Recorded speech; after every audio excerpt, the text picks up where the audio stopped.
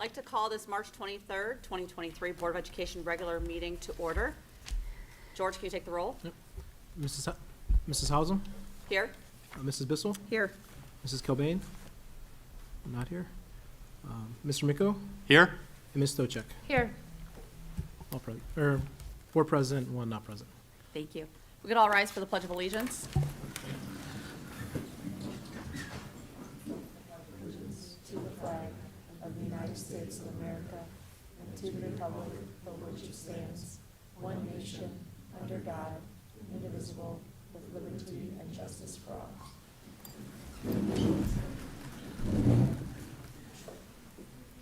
Next on our agenda are district goals.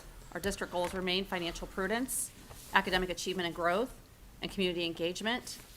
An example of academic achievement and growth and community engagement that took place this past week at Strongsville Middle School. They hosted their 3rd annual Polaris Palooza, a middle school robotics competition where over 90 8th graders representing 5 local school districts, Brooklyn, Fairview Park, North Olmsted, Olmsted Falls, and Strongsville, faced off in hands-on events and competition. There was a fast-paced mad grab challenge that allowed participants to design and program their robots autonomously to scoop as many balls as possible while competing in an action-packed arena setting. Middle school teams also tested their dragster car designs in the long-distance runway challenge. All the students had the opportunity to test exciting new technology with drones and student-made robotic games in the Innovation Nation area. Congratulations to SMS 8th graders Violet Karam, Jocelyn Koschel for placing 2nd out of 16 teams in the Mad Grab event, and to Damian Jelanovic, Serena Mathie, and Miranda Breeden for placing 3rd overall in the Dragster Challenge. Members of the Strongsville High School STEM Stangs were also at the event assisting with judging and instructing. This was a great showcase of what the students have learned in their middle school project lead, the way the STEM classes, through practical hands-on learning opportunities. With that, I will turn it over to Dr. Ryba for recognitions. Thank you, Ms. Hausum. We do have a number of exciting recognitions tonight. We're going to kick it off with Ms. Stovchek, who will start with the OSBA Student Achievement Recognition for this month.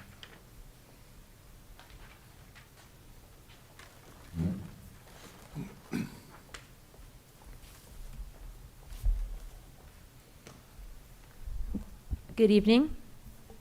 Good evening. Good evening. This month we visited Muraski Elementary School for our Student Achievement Extra Mile Award. Is Miss Emma Northheim here? Come on up.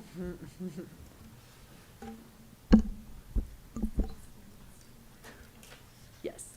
So in the words of Mr. Griffin, Emma Northheim, kindergarten teacher at Muraski, no staff member at Muraski is more deserving of the Extra Mile Award than Miss Northheim. She is an absolute rock star in the classroom. Ms. Northheim has gone above and beyond to create meaningful learning experiences for her students because she is intentional in what she teaches, innovative in how she teaches it, and enthusiastic in the way she teaches. She cares about her students' well-being, making it a point to emphasize the model Mustang and pride in our school, but also researches and implements best practices, implementing the science of reading, as well as strategies that promote critical thinking, problem solving, and writing with our youngest learners. It doesn't stop there, where Emma is a leader in our building. She is quick to adopt new initiatives, collaborates with all members of the staff, and does all of this with a positive attitude and outlook that is contagious at Muraski. She is so deserving because she truly goes the extra mile. Would you like to say anything? Thank you. Thank you very much.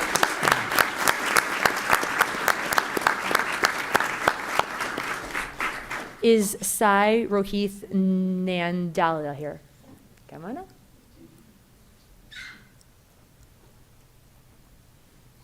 You look very handsome today. So Sai is a 5th grader, and Sai is the definition of a model Mustang at Muraski. He's an incredible student, determined to do his best each and every day, collaborating with classmates to truly impact the classroom. Most recently, he was one of 3 5th graders in the area to be recognized with the Elks Annual Community Award for his writing. Not only is he a great student, he is also a great leader. He is a member of our student council, always conducting himself with integrity in our building. He also helps our younger students on a daily basis, where he provides guidance and support for our kindergarten students who need help in some of our unstructured times. Sai has a positive attitude about education and works so hard to make Muraski a better place. Because of him, we get a little bit better each and every day. Do you have anything to share about your writing that you did for the Elks Club? Nope. No? Man of few words, but good words, huh? Very good. Good. Cy and Ms. Northam, if you could come up and, hey, Cy, if you can come on up with Ms. Northam, just like to shake your hand and say congratulations. And when we went to Muraski We'll start in with Miss you. Northeim's class, it was actually snack time. And they all broke away from their snacks to raise their hands and all give reasons of why Miss Northeim was the best and amazing. And she allows them to eat oranges, and she can peel their oranges for them, and she makes something fun. And all of Cy's classmates were not the least bit surprised that he was picked for the award. Once they figured out what it was, they all agreed, yes, he definitely was the one that deserved to get that, and they were all very, very proud of him. So thank you for everything both of you do for Muraski and the Strongsville City Schools, and we really appreciate you. Thank you, Ms. Stovcek. Another round of applause for our outstanding recognitions this month. From the elementary school to the high school, I'm going to bring up Mr. Wingler, our high school principal, to share and celebrate some of our outstanding young students and young men and young women at the high school. Congratulations to the other winners, but now apparently we're shifting to an all-high school night here. We're dominating the room. So my part tonight is just to speak very briefly about the National Merit Scholarship process. We have some students tonight being honored. I will start with the commended students. And before I call them up, every year I try to explain a little bit what this actually means.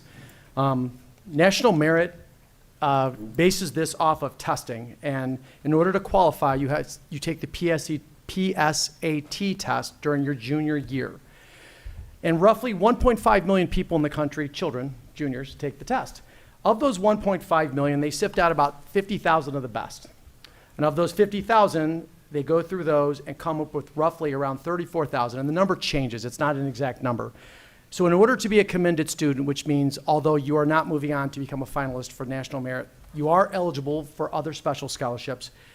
But for our purposes, the really important part is the kids I'm about to call up, the students, are in the top 2.1% in the country.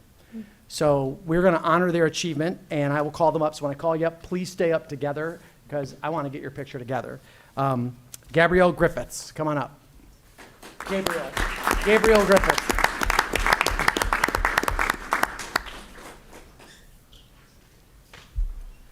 Jennifer Wen.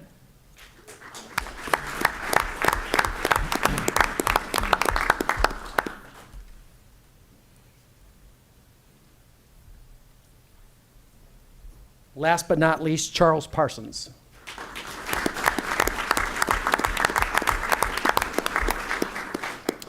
So we are very proud of you guys. You have very, very high achievers and represent many high achieving students that we have at Strongsville High School. Good job.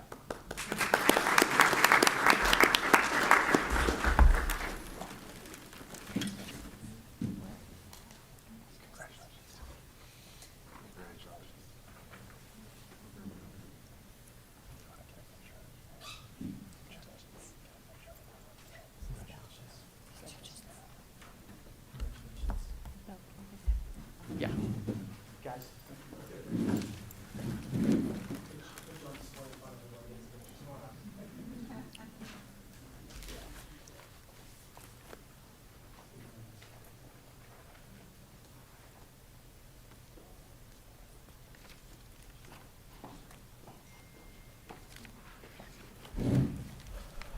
Okay, from there we move, they take those 34,000 students and they begin to narrow it down into semifinalists.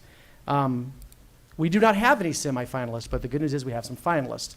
So once you get about 16,000 or so semifinalists, they go even further down. We end up in really the top 11 to 14,000. The number is fluid. It's not always the same, but the bottom line, same thing with commended. These are students who qualified for the National Merit finalists. They're in the top 0.8% in the country. So I just want to go back to that. 1.5 million juniors took this test. The kids that were just up here were in the top 34,000. The next three I'm going to call up are in the top 11 to 12,000, which is always, I'm getting to that time of year where I get to have all of these award ceremonies for academics. It just exemplifies the amazing students, academics, and parents that we have in this community. So I'm going to call them up one at a time. First off, Bhavya Anoop.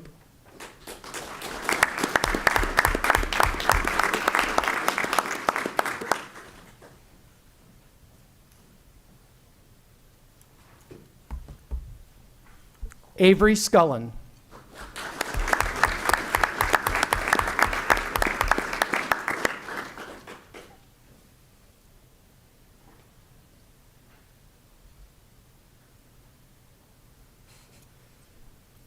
Reina Sinha.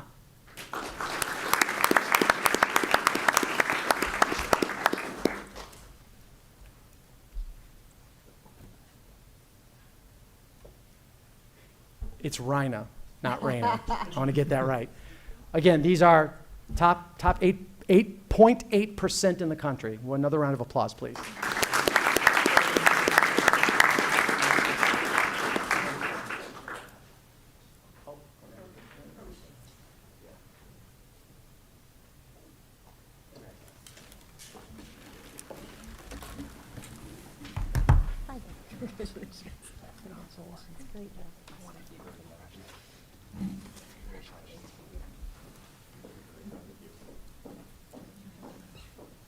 Congratulations.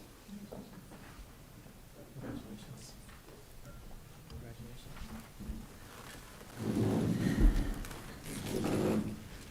Hi, I'm Mackenzie Grimm. I'm a speech language pathologist in the district, and I'm also the coach of the Strongsville High School dance team. This team is made up of 20 highly trained and skilled dancers. It's been in existence at SHS for over 20 years, and I've been the coach of it for the last 6 years. In these last 6 years, this team has developed a lot, from solely performing at just home basketball games to now also competing in regional competitions and the state championship. So this year, the team qualified for states in all 4 categories that they entered. And at the state championship, they were named state first runner-up for lyrical, state second runner-up for pom, 6th in the state for hip-hop, and 6th in the state for jazz, as well as receiving a nomination for best choreography, which was especially cool because this dance, hip-hop, was actually student choreographed by 2 of our students on our team. So senior and captain Kelly Cunningham and junior Katie Sanick choreographed this and received that nomination at states. These dancers have worked very hard for these achievements. They've devoted time to dance team all year long, so they started learning choreography actually in the summer, and they had skills training as well in the summer. They practiced in the fall and winter, and then they had performances all the way into this month. So while doing all this, they remained really strong in the areas of academics and extracurriculars. So I'm very proud to say that the weighted GPA of this team is 4.2, with 15 of these dancers achieving over a 4.0.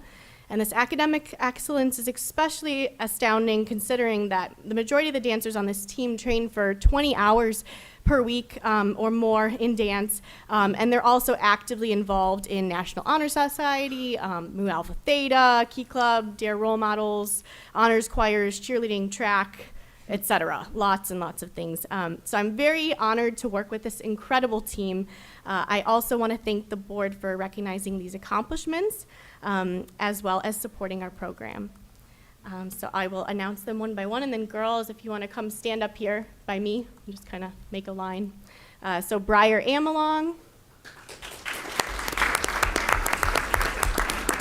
Natalie Arslanian, Kira Calloway,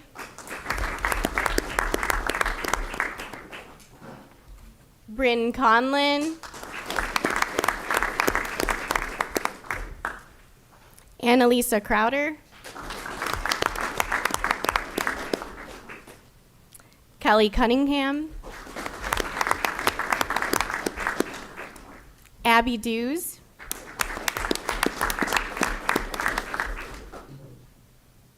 Maddie Gorman,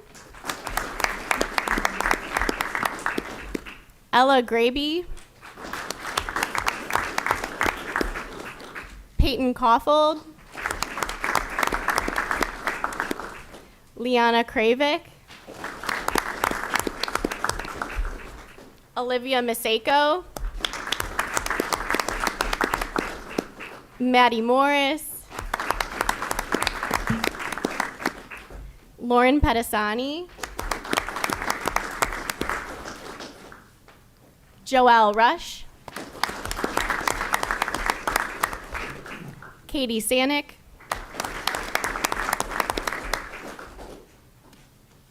Kylie Sanick, Megan Schuff, Lizzie Stetter, and Zoe Tran.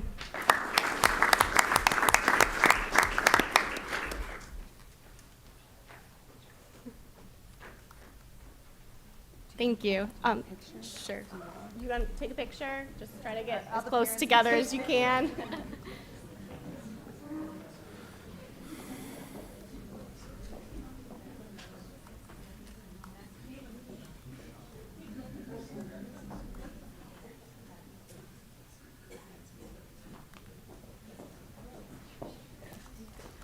Go ahead up and shake their hands. Congratulations, you guys are awesome. Good work. You guys are pretty cool. Congratulations, congratulations, congratulations. Nice work, so good. I've watched you guys perform awesome. Congratulations. Your performances are great. Congratulations. Great work. Keep up the good work. Hope you're having fun. Congratulations. Congratulations.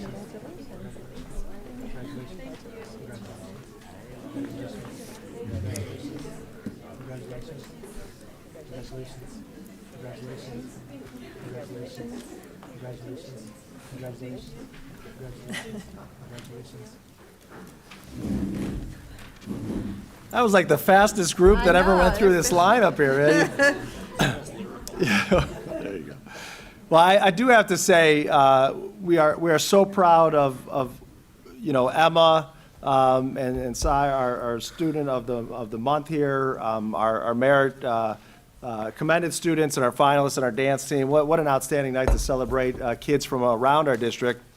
To the dance team, I want to share with you, I've seen you perform at different things and basketball games and things of that nature, but I had the chance at Founders Day recently, they performed. It just blew me away. I mean, the talent that you have and how you've come together, as you said, Mackenzie, as a group, it was just phenomenal and made me extremely proud that we're able to provide these opportunities for our kids to express themselves in whatever way that they possibly need to, whether it's through music, art, dance, athletics. And so thank you to the board. We've had, as Mackenzie said, for a long time, we've had these programs available, but it's officially recognized and supported financially by the school district now. And to all of our high school students, our 3 commended and 3 finalists, just so proud of what you've done. You know, it's not just about this one test, this one point in time. This is an educational career worth of work to get you to this point, to be in the top of the top students. And so that's from a great school district and teachers and support staff and administrators, but it starts at home as well with a family that supports you. So just want to let you know as well that all of the hard work that led up to this score on the test, that got you into this place, does not go unnoticed, and we appreciate how well you're representing our school district. So congratulations to you and all of our recognitions this evening. And with that, I'll turn it back over to you, Sally. Thank you, Dr. Ryba, and congratulations again to all of our students here. Like, just to reiterate what Dr. Ryba said, you guys make me so proud, not only just to be a board member, but to be, a parent in our district and have my 3 children go through here. There's a lot to be proud of, especially here in this room tonight, so thank you. With that, we will move on to public comment. And this is a great opportunity if anyone has homework to do or dance class to get to.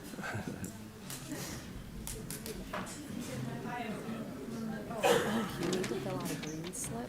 George, she has a public comment. Did you fill out a slip?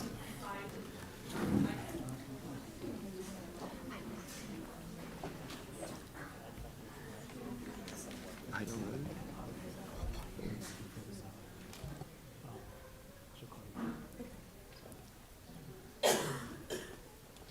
Just go. I'm going to go ahead and start with the green slip that I have. Just when you're done, just bring that one up. Okay. Bonnie, if you'd like to approach the podium, state your name and your address. And again, you have approximately 3 minutes. Okay, my name is Bonnie Tennis. I live in 94-7 Brushwood Lane, Strongsville.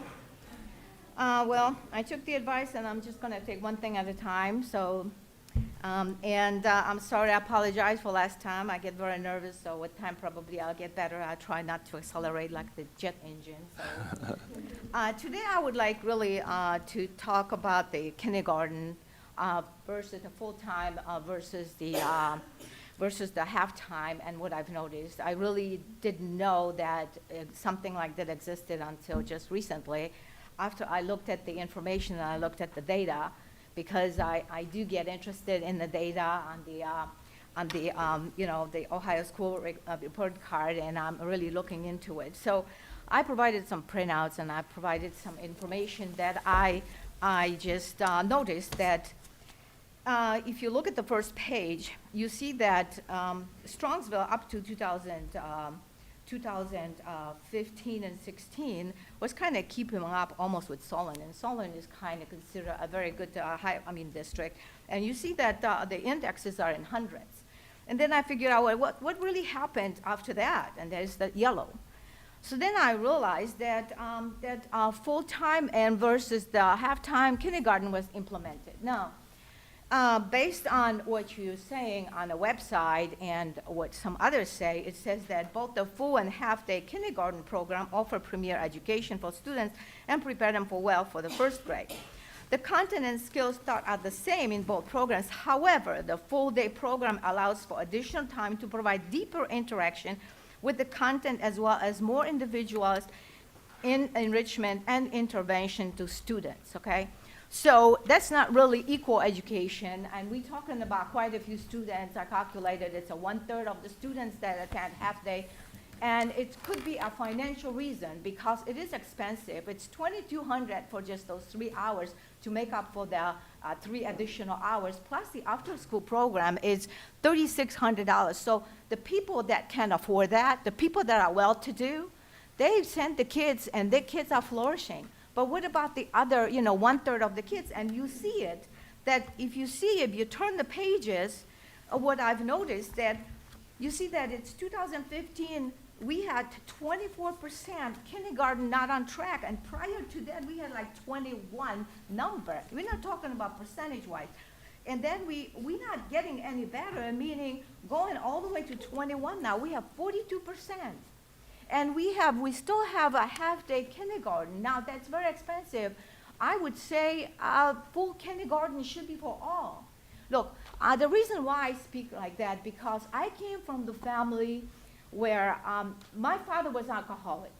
My mother, we started very well, but then after 3 years, my father started drinking, and my mother had to go to work. Me and my brother and my sister, we were 9, 7, and 6, and we had to take care of ourselves because my mother worked the second. Now, don't forget, I was an A student.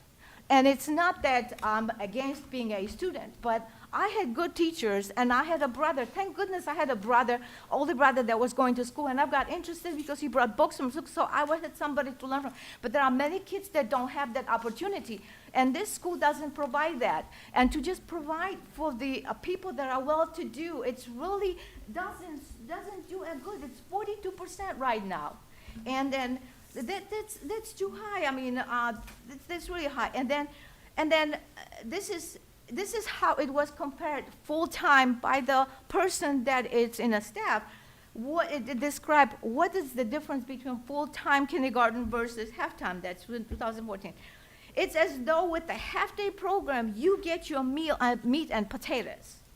You get the basics. With the full-day program, you are getting a little extra meat and potatoes, plus you get a side that said, whatever, I'm not going to mention the name of the person, but that's a big difference. We're talking, and so when you look at it, it's very expensive, and it should be provided, kindergarten should be provided, because that's the time that the children need to catch up with other children. And to say that you provided the same education, it's not true. I would rather put out the money and have everybody catch up before they get to a first grade. This is not fair. It's 1/3 of the kids right now, over 120-some kids that don't get that. And maybe parents don't have the ability to pay. I didn't have it when my son was in a preschool. I couldn't even afford a preschool when I was here. But he did pretty good. He did the honors and all that. But I'm saying, there has to be a way for these children to catch up. We can't just leave them like this and we forgetting them, and it's not right. Now, we can find money for gifted, 707,000. I mean, we don't have to educate. Based on the Ohio law, we don't have to educate gifted, but we do. So gifted are the result of the kindergarten kids that's the number one that we should invest the money in the kindergarten. That comes after. The gifted or the smart kids, like I did, they take care of themselves. They are smart enough, they find a way. But these kids that need some guidance because their parents, either they're not educated or they don't have the means, or they have to work full time and they get home at 6, 7 o'clock and they don't even have the time to spend. And everybody says, well, it's a parent's responsibility. Well, it was my mother's responsibility, but the circumstances did not allow it. And there are many people these days, and we'll see what we're getting now in the society. We should be taking care of it before it gets too far. So, and then this overcrowding, that's another reason probably. So we have reasons like overcrowding now. If you look at it, I printed for you. Now, you take an example of a, Kensler Elementary, without 6th grade, it used to be 626. Now we're talking 646, and there's not even a 6th grader. Whitney School has 450, and used to be in 2004, used to be only 380. So my thing is that you should work, this district should provide a free kindergarten for all. And regardless, you should find the money somewhere because money is there.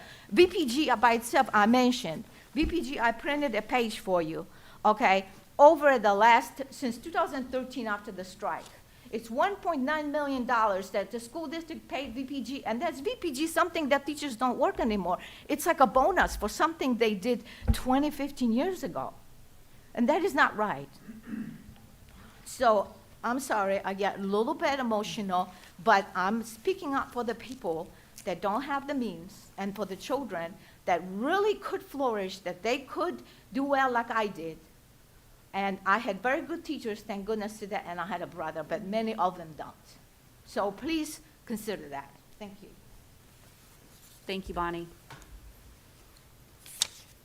Next, Nora Bacon. You could approach the podium, state your name and your address, and you have approximately 3 minutes. Hello, my name is Nora Bacon. I live at 16899 Drake Road, and I am currently a senior at Strongsville High School. To start, I'd like to thank the board for allowing me to speak today because this issue is extremely important to me. And to preface, I want to say that what I'm about to talk about doesn't apply to school sports, theater, or music-related activities at Strongsville High School, but that it does apply to academic extracurriculars. It solely relates to these academic extracurriculars because students take part in activities that build skills for higher education, such as public speaking, researching, lab experience, or seminar experience. Specifically, my presence here today came about last summer as I realized that extracurriculars I had done for the last 4 years in high school, specifically the ones in the English and Social Studies departments, were slowly going away. They had stopped existing. Teachers had stopped posting them. And I asked staff members, I asked administration, I said, where are these going? What's happening to them? And every single time my questions were met with the same answer, is that the teachers weren't being paid for the hours of commitment, both labor intensive, time intensive, and mentally intensive, that they were putting into the activity. It's realistic to say that teachers are also people and that they have lives as well and that they have children or dependents and that their commitment to students can really truly only go so far. And that's mainly why I'm here today. I consider this speech to be a project from the top down, and it focuses mainly on staff rather than students, because you can push student involvement in extracurriculars as far as it can go with initiatives and incentives and reward programming, but you can't stop staff members from not participating in time-heavy extracurriculars because their lives aren't conducive to it. Additionally, I'm a high school senior. I'm in the middle of my college search. I've applied to several selective colleges. Acceptance rates in these colleges are dropping. They've been dropping steadily for the last 20 years, and tuition is going up, which means that it is harder for students to get into college and also harder for students to pay for college, which means they're looking for more scholarships. These academic extracurriculars allow students to demonstrate a higher level of proficiency in a skill area that's more visible and more applicable to college admissions. and scholarship committees. Having a certain amount of these activities available at Strongsville High School and making them guaranteed makes it easier for students to gain these skills and use them later for getting into a college or achieving a scholarship. Lastly, these extracurriculars offer a career-simulated environment within a safe environment for students to participate in. A criminal justice class is great for somebody who's super interested in law, but participating in mock trial allows somebody to simulate what it would be like to be a lawyer. And especially in the humanities, I think at the high school, it would allow people to figure out how they would like to spend the rest of their lives in an environment that is not one constrained by grades or maybe a commitment to a higher GPA. To use a personal example, I intend to go to school for political science, and that wasn't because of a high school class. It was because of my participation in our school's National History Day program that made me realize what I wanted to do with the rest of my life. The availability, the flexibility, and the allowance of these activities to let students do what they want without pressure from their parents or from extraneous sources to get good grades or maintain a GPA average, while allowing them to do things with other students from other schools that they might not ever get, makes these extremely important activities and something that is very necessary to succeed in higher education. I compel the board to consider ways to compensate staff for these extracurricular activities and their participation in advising them to ensure that they do not permanently cease to exist. Additionally, I urge the board to consider that Strongsville High School does offer an extremely competitive and extremely diverse learning environment, and that solving this issue would be a very small but an extremely invaluable thing to students like me and the students that will come after me, and also the staff. I think it would help students and staff alike. Thank you. Thank you, Nora. So I just want to say, Bonnie, thank you for your comments. I appreciate the time and energy and thought that you put into that, and I think that topic of full-day kindergarten for all students is something that we have been discussing and will continue to discuss. And you listed some of the challenges that we have right now, but I appreciate what you put together. Nora, correct? Just phenomenal job, right? Thank you so much for putting the time and energy and thought into it, and I agree with you. I think what we have to do is we have to look at, we have so many opportunities at the high school, right? We can't fund them all. And so that's a part, we've taken a look at, music and athletics and the arts, and we've kind of spent some time building each of these programs as we go. And what you've mentioned is something that is on our minds as we move forward, of looking at some of these programs that are labor intensive, right? And are so meaningful to our students. And so that's something I think we talked about a couple years ago, is the non-academic piece, and now we're in a spot where we can start having that conversation. What I would ask, are these your student supporters over here? If Mr. Wingler can work with you, and I'd like to come over to the high school and talk with you and any fellow students you would like to talk with, and we can kind of see where your thoughts are, and I can bring that back and share that with the board. Mr. Wingler, did you have something you want? Nora and I have met quite a few times Yeah. actually already to discuss. Nora's actually even meeting with Mr. Collins and I on ways to be creative with the high school schedule and duty periods for during the day club activities. She has had blown me away with the same conversation. We've met at least, three, four times. And she has a lot of really good ideas. I think you coming over and meeting with us, it would be great for all of us to do that. Yeah, so I think when you're ready to, there's things that Mr. Wingler, as the high school principal, has the authority to make decisions on, some of the things you just mentioned, and there's some things that are decisions that are district level. So when you feel you're at a point right now, where you're at a point where you can provide that recommendation and kind of plan, then let Mr. Wingler know, and I'll come by and we can sit down and talk. Okay? Thank you. Great. Next on the agenda is our approval of minutes. Everyone should have received a copy of those. Motion to approve regular Board of Education meeting minutes from February 23rd, 2023. All district video and audio recordings will be a permanent part of the minutes. Next, George, financial report. Hang on a second, I messed this up.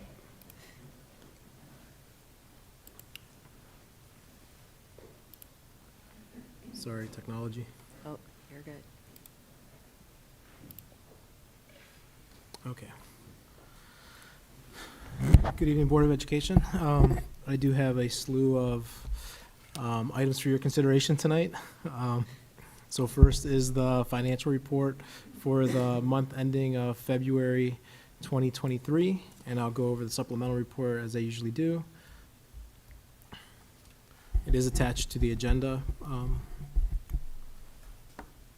So how we're doing through February, current year to date revenue collections indicate a $759,574 favorable compared to the forecast, while expenditures are trending $245,000 over the forecast, which would net a potential $514,000 favorable impact to the 5-year forecast from November,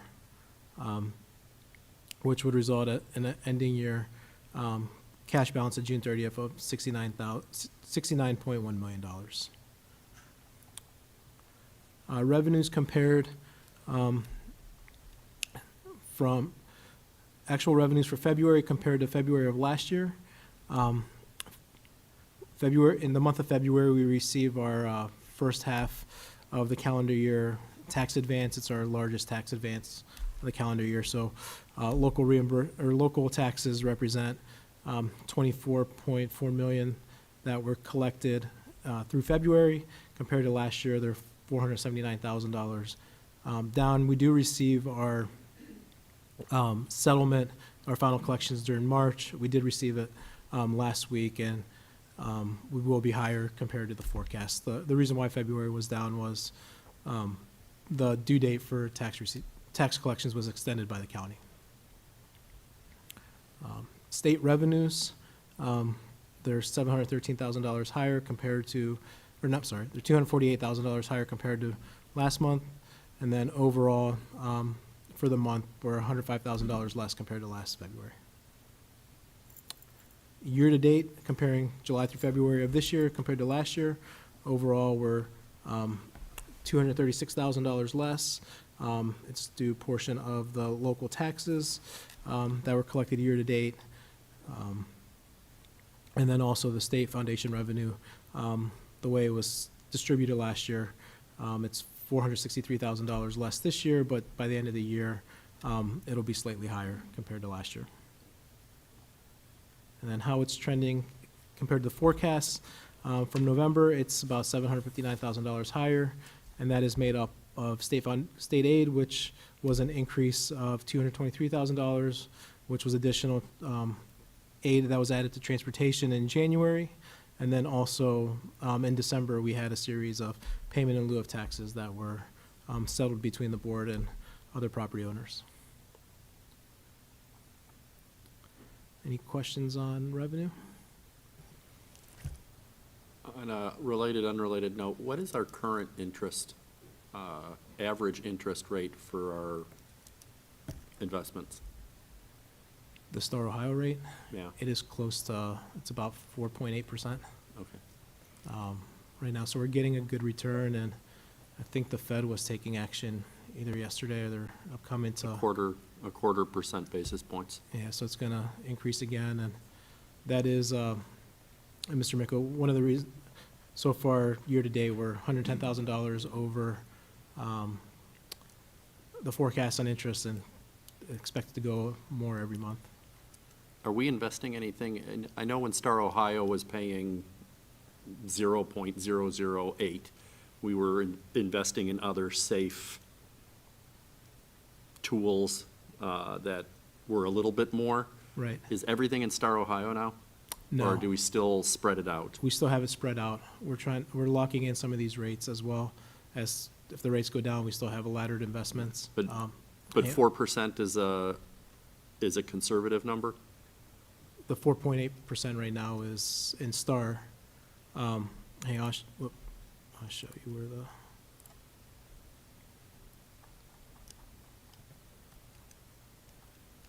So right now for so this is our meter portfolio. Mm-hmm. Our estimated annual return is about $711,000, and the way we have it spread out is 28% of it is in a 1-year bucket, and then 23%, and 1 to 2, and 2 to 3. So as maturities come due, we try and reinvest it into a longer range so we can capitalize on some of these current interest rates down the road. So that right now, our average is actually 1.7%. Correct. It's because some of these were locked up Right. prior before the rate going up. So as they're maturing, we'll reap the gains down the road for this. So through February, we had about 46,000 in Star and 46 million in Star and 40 million with meter invested. Okay. And part of it is we received the large cash advance in February as well, which got moved immediately to Star.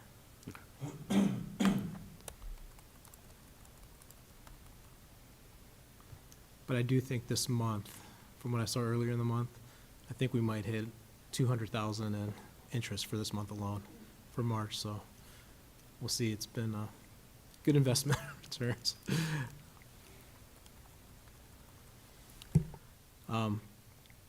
Any other questions on revenues? Expenditures, actual expenditures through February compared to last February. For this February, total expenditures were about $6 million in comparison to last February of $5.8 million, which is about $131,000 higher. And year-to-date, July through February this year compared to last year, we're about $3.4 million higher in annual expenses. And then in comparison to the forecast, we're about $245,000 more. Salaries and benefits is under, but other expenses increased this month from later on in my section of the agenda, there'll be a transfer, but it's related to the board approving the track upgrades at the last meeting, which at this meeting will need to approve the transfer. So that wasn't part of the original 5-year forecast. And then overall, we have 67% of the month completed and 8 months plus 4 estimated months. So continue to update and report each month. Any questions? And then going back, forgot a comment I want to make. Going back up to Mr. Miko's question on the interest, I do want to say we don't have anything invested with Silicon Valley Bank or the other banks. I checked immediately, and as it's in our portfolio with Meter as they invest for us, so I checked to see what banks they have in, and that wasn't one of the banks or the other bank that was mentioned.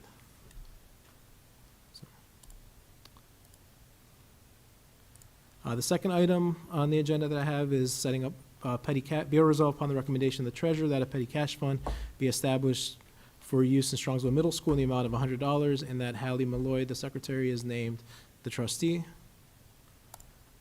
Invoice order approval.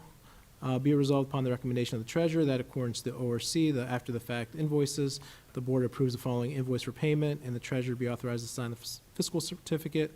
Both of these were related to emergencies that occur that we needed to have the work done prior to being able to get the PO in place. Item 4, House Bill 9 Public Records Training. Be it resolved upon the recommendation of the treasurer that the Board of Education accepts the certified hours for House Bill 9 Public Ohio Records Training. The training is in compliance with all Ohio Public Records statutes and Board of Education requirement that the treasurer, George Ignacio, be the designee on behalf of the Board of Education for Public Records Training. This public records training was held virtually on Friday, February 24th, 2023, from 9 a.m. to 12:15 p.m. and presented by the Office of Dave Yost, Ohio Attorney General. We do have one grant approval. Be it resolved upon the recommendation of the treasurer that the following grant be approved for fiscal year 23, and it's a middle school step outside grant by the Ohio Department of Natural Resources. Let's see if you recall, but I don't think you guys are board members yet. So back in about 5 or 6 years ago, PE teacher Jeff Martinelli had applied for a larger grant through the Ohio Natural Resources Department for archery equipment that he was able to buy the bows, the arrows, the targets that is used during PE classes. And then every year he applies for this grant to replenish the arrows that are associated with the program. Item 6, new fund for fiscal year '23. Be it resolved upon the recommendation of the treasurer that the following new fund be approved for fiscal year '23. Fund 200, Special Cost Center 9905 for the Red Cross Club for Strongsville High School. And then item 7 is in relation to this, be it resolved upon the recommendation of the treasurer that the following student activity program, budget, purpose, and goals for fiscal year '23 be approved, and the amount $700 for the Strongsville Red Cross Club. And then we have 2 student activity program budget revisions. Be it resolved upon the recommendation of the treasurer that the following student activity program budget revisions for fiscal year '23 be approved. Strongsville High School Derby increased from $27,755 to $42,755 due to anticipated sales and related expenses. And then Strongsville High School Boys Volleyball Club from $3,550 to $7,577, and all funds and expenses will be fundraised. And as I mentioned during my report, the transfer of funds, be it resolved upon the recommendation of the treasurer that a transfer of $565,562 from the general fund to the permanent improvement fund be approved for the track replacement. And lastly, recommendation, the FY23 amended permanent appropriations, be it resolved upon the recommendation of the treasurer that the amended appropriations for fiscal year '23 be approved. And the changes for those is increasing the permanent improvement fund by $565,562 for the track replacement, and then the 3 student activity accounts. So those are the revisions. And with that, that concludes my report for now. I have a second item later down the agenda. All right, any questions for George? All right, thank All you, right. George. Thanks. Dr. Rida. Thank you, Ms. Hausum. I do have a presentation tonight to discuss elementary space challenges and considerations. So what we want to talk about tonight is the challenge we've been talking about a little bit. I introduced it at the State of the Schools about our elementary space needs moving forward. So again, just a reminder that this is a part of... Thank you. This is a part of the 30-year facilities plan that the Board Facilities Development Committee put together a handful of years ago. And in this range of 2020 to 2025, there were 2 things that they said we should be doing. First of all, they said we should be doing an enrollment analysis. We've done that last spring. We've shared that, and we'll talk a little bit more about that moving forward. It said we should examine elementary boundary adjustments, which we'll talk about that today as well as consider the construction renovation, a bond project to look at our elementary schools. So a couple months ago we talked, and the board shared consensus that, hey, yes, we do need to move forward in discussing our elementary facilities. We targeted that May 2024 ballpark area that we would prepare a bond project, and as we go into this, if we would have support for that bond project in 2024, in the spring of '24, that would mean buildings could be open in the fall of '27. So we just need to keep that in mind as we move forward. So taking a look at that enrollment, I think I've shared the statistics in the past, but from a district level, and these are just from an elementary perspective, since that's what we're talking about tonight. So as you can see, 10 years ago, we kind of reached our peak of elementary enrollment at that time and started to decline over the next 4 years. And then starting in 2016-17, we leveled off a little bit. And then the last 4 years, we've seen our elementary enrollment kick up, right? It's taken a significant jump. The 2021 school year, that was COVID, so that was kind of a little outlier. But you can see from 18-19 to 19-20, we went up by 100 and some kids, and then that pattern continued moving on. And our current enrollment as of a few weeks ago at the elementary level was 2,410 students. And so when we take a look at what that looks like in our schools right now, and I've shared kind of portions of this in the past, we look at our 5 elementary schools and the capacity that they have. That capacity is a mathematical equation. That's how many classrooms do we have that could fit a full class, multiply that by 25, and there's some other factors obviously in there because it's not all ending in 0 or 5, so there's other other factors in there. But on average for our capacity, we could fit a little over 1,900 students in our elementary school.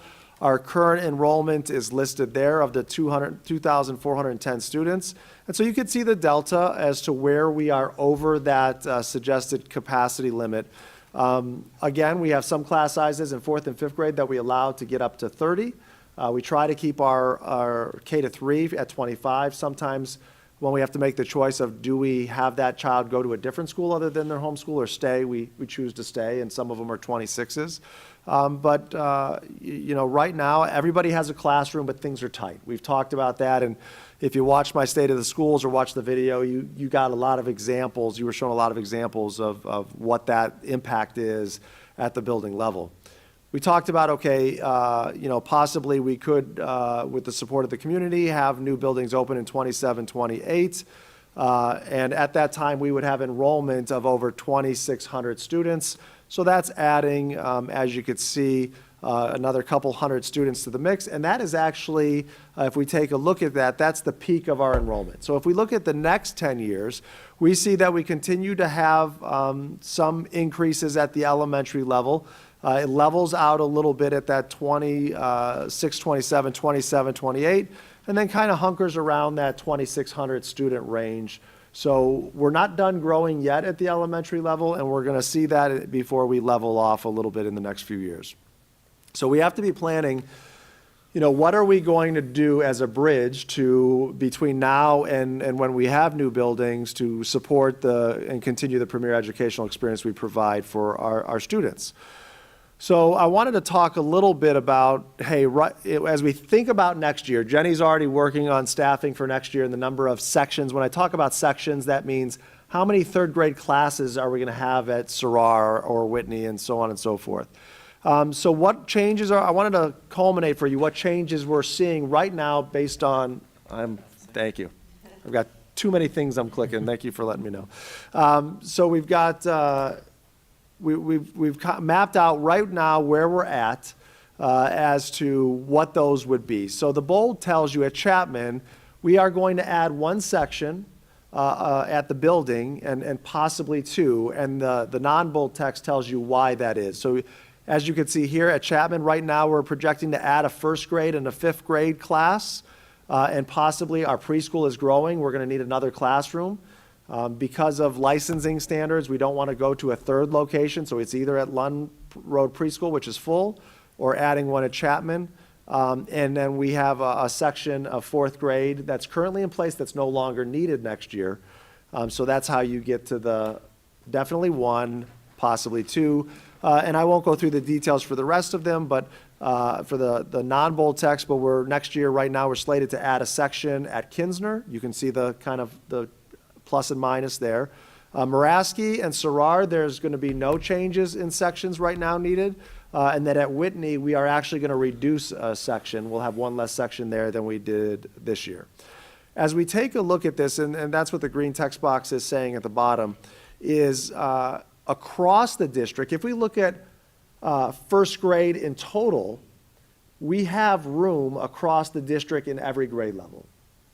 The challenge is kids not being able to attend their home school. So there are a couple grade levels across the district, and that's what the green box is there, is, hey, we've got plenty of buffer. We've got across the district. It's different per grade level, but it ranges, just to give you a ballpark. Right now, 3rd grade has 30 available seats across the district. 4th grade has 101 available seats across the district. Because if you look at a class size of 30, most of them are in the 22 to 25 range. Some of them are higher, but that's why you see the difference. So we have plenty of seats, but the challenge that causes is we never want to tell a family that moves here in the spring or the summer, hey, I know you bought a house in Sarrar neighborhood, but we have no room at Sarrar Elementary, so you're going to have to go to Building X for at least a year. So we have plenty of room, but things will be getting tighter as the spring and summer go on as families enroll. The other thing I want to share with you is, okay, we took a look at, we have space challenges. What are options that we have available for us to address this starting next year? and then kind of using this structure as a decision point moving forward. So the first option is we don't do anything. We live through the space challenges that we have because we do have room for all of our classrooms. Every K-5 classroom has a room right now. But one of the things that I wanted to share is that first column says, what are the current and prioritized challenges? So that's looking at this year. There's a lot of current challenges right now, but I tried to prioritize them to say, hey, at Chapman Elementary School, the media center, and you'll hear this theme at all the buildings, the media center is being utilized for small group space. Title I services are being used in there. Band and orchestra is on the stage. So if we don't do anything, that's kind of the starting point right there. But we already said, right, that we need to add one class to Chapman and possibly two. What is the impact that's going to have? What that's going to have is art and or music will need to be put on a cart versus having a classroom. So when we add that first grade classroom and we add possibly that preschool classroom, it would be, one of those would be on a cart, or they could share a room and kind of trade off in the morning. And then right now they have half-day kindergarten, which is AM only, so that would free up a room in the PM that whoever's on the cart could use. Is everybody with me so far? I'm not going to go through this, but for those people that want the details, the check marks are the details to say, hey, we would put the additional first grade room in the half-day kindergarten room. Half-day would go to music, and music would have to either share with art or one of them would be on a cart in the AM, and in the PM, they would have a room. If we added the preschool, art and music would have to vacate their room. Would be able to use a PM room for that part of the day. So Chapman, if we do nothing, art and or music are going to be on a cart for a portion of the day. Before I move on to the other examples, does that make sense? Everybody with me? Okay. Kinsner, some of the current challenges that are there. Music is in the media center. Band and orchestra are in the atrium when you first enter the building. And what I mean by traveling is Moraski and Kinsner are both larger buildings, so they need 2 encore teachers for each subject to support them. So they have a full-time art, music, PE teacher, and then they have somebody that travels there for part of the day to support art, music, and PE. So what that is saying is art and music for those traveling folks are on a cart or, again, using the half-day kindergarten room. If we do not make any changes, if you remember, Kinsner is going to add a section. They have to add another class next year. What that would mean is all music would be on a cart, and the gifted class would have to go from the room that they're in, which is the old music room, and they would have to go to the media center. So that's kind of the bumping order there. The new section goes to the music room. Gifted goes to the media center. Music is on a cart. Okay. Moraski, some of the challenges that are there now is all music is on a cart right now. So they have a traveling teacher and the full-time music teacher are both on a cart. Traveling art is in the media center. Our gifted classroom is in the old principal's office or in the principal's office, which is a sizable space. And then we have intervention specialists that are providing special education services in the media center of Moraski. If you've ever been to Moraski, there's the main section of the media center, and then there was what used to be the makerspace, which has a little open door, but it's its own separate space within the media center. That's where they're at. Right now, Moraski is not slated to increase sections. So what we would change next year, if there's no changes, is based on our special education students that will be there next year, we're going to look at doing some division of a larger classroom that they're sharing as a kind of communal space right now. And then that would be the main change that would be there. Music would continue to be on the cart, art and intervention specialists in the media center. At Sarar, some of the current challenges is music. Now, these buildings don't have an extra music art PE teacher. They just have one full-time teacher. So our music teacher is on the cart. The gifted classroom is in 2 smaller office spaces that's been converted to one space. We have consolidated and shared spaces for our intervention specialists. They share a smaller room. We've had to eliminate the sensory room. At Sarar, is just like Chapman, we have our students with moderate to intensive needs and students of of all needs can tend to benefit from a sensory room, but that's especially needed for our moderate to intensive students, and that's been consolidated to more things in the classroom versus a dedicated space. And then band and orchestra is in the media center.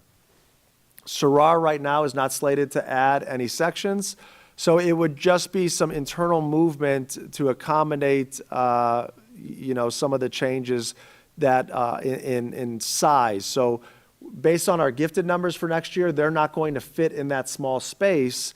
So the gifted classroom would need to go to the media center, and then we'd have to figure out where does band and orchestra go, or how can we schedule it so gifted's not in the media center as band and orchestra perform. So that would be the challenge there.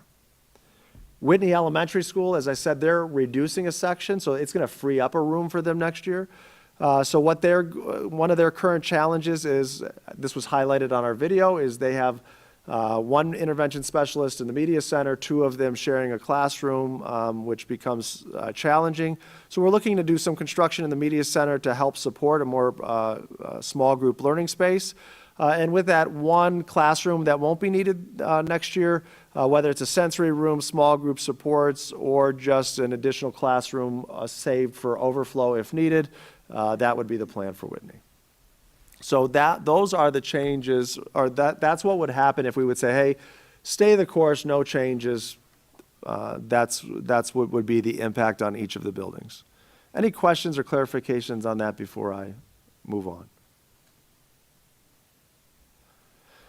Okay, so option 1 was no changes. I wanted to share with you 4 additional options that we've been considering as a team. And so option 2 would be centralizing half-day kindergarten. And so one of the things that we've taken a look at is we've traditionally had 5 sections of half-day kindergarten, 1 per building. So when I say a section of that, that's that half-day, that 3 hours per day. And so that means even though it's only in that space for a half-day, that takes up a room. So at most, I think in the last handful of years, we had 2 sections. We had 6 sections total, so maybe an AM, PM at one building, and the rest only had a half day. So historically, we've only ranged in we've had 5, or maybe we added a 6th section. So the idea would be, instead of having half-day kindergarten students attend their home building, we would pick 2 or 3 schools that would house all of the half-day kindergarten classes. And that would free up rooms in other schools. It would free up 1 room in a school that no longer had to have half-day kindergarten. So again, the question that I asked our elementary principals is, what benefits would you realize if you gain 1 room because you don't have a half-day kindergarten class in your building next year? Option 3 was looking at mobile units, trailers, however you want to phrase it, adding a 2-classroom mobile unit. So this is something Steve's been doing research on to price out. And so this would be a mobile unit that would be placed outside of, on our district property, but outside of our building, that would house 2 classes. And so, we've talked to our principals about what those classes would be. I'm not ready to share specifically what those would be, other than the plan would be for classes where students would not be out there all day. So they'd have to go out there for a class and then come back into the building, but that's all still being discussed. So again, this would alleviate 2 rooms, or this could possibly provide a gain of 2 rooms. And so, I asked the principals, what would you assign in the mobile classrooms, and how would that benefit you if you had spaces for 2 additional classrooms?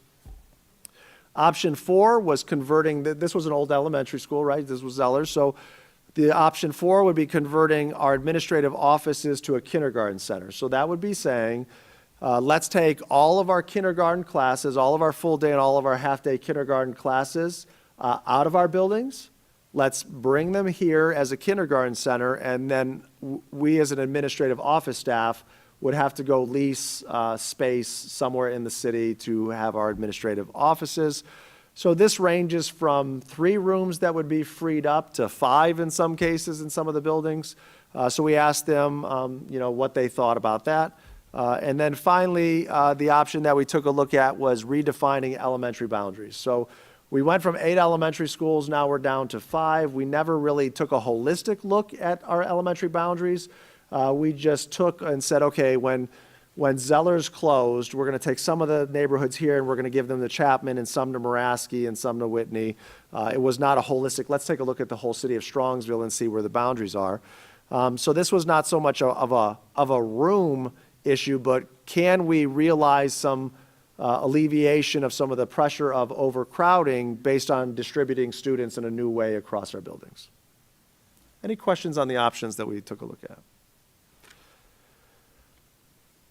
So what I want to share with you is when we took a look at those options, and the highlights are just that, options that I think we should consider moving forward with, options that may have some challenges, and then options that we shouldn't consider. So I think centralizing half-day kindergarten and adding mobile units to some of our buildings is something that we need to consider as a bridge due to some of our enrollment challenges and our space challenges that we're having. In terms of converting this building to a kindergarten center, it's still an option, but I would consider this very cautiously.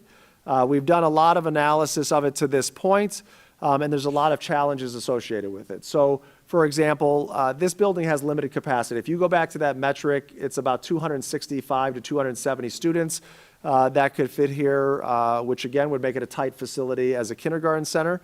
There is a significant cost that would be a part of making the facility upgrades, and obviously staffing this is almost would be a sixth elementary school just for all kindergartners.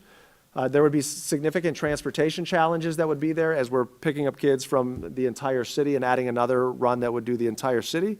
And I'm pretty confident not many people would be excited about 5-year-olds riding with middle school students or high school students at that time.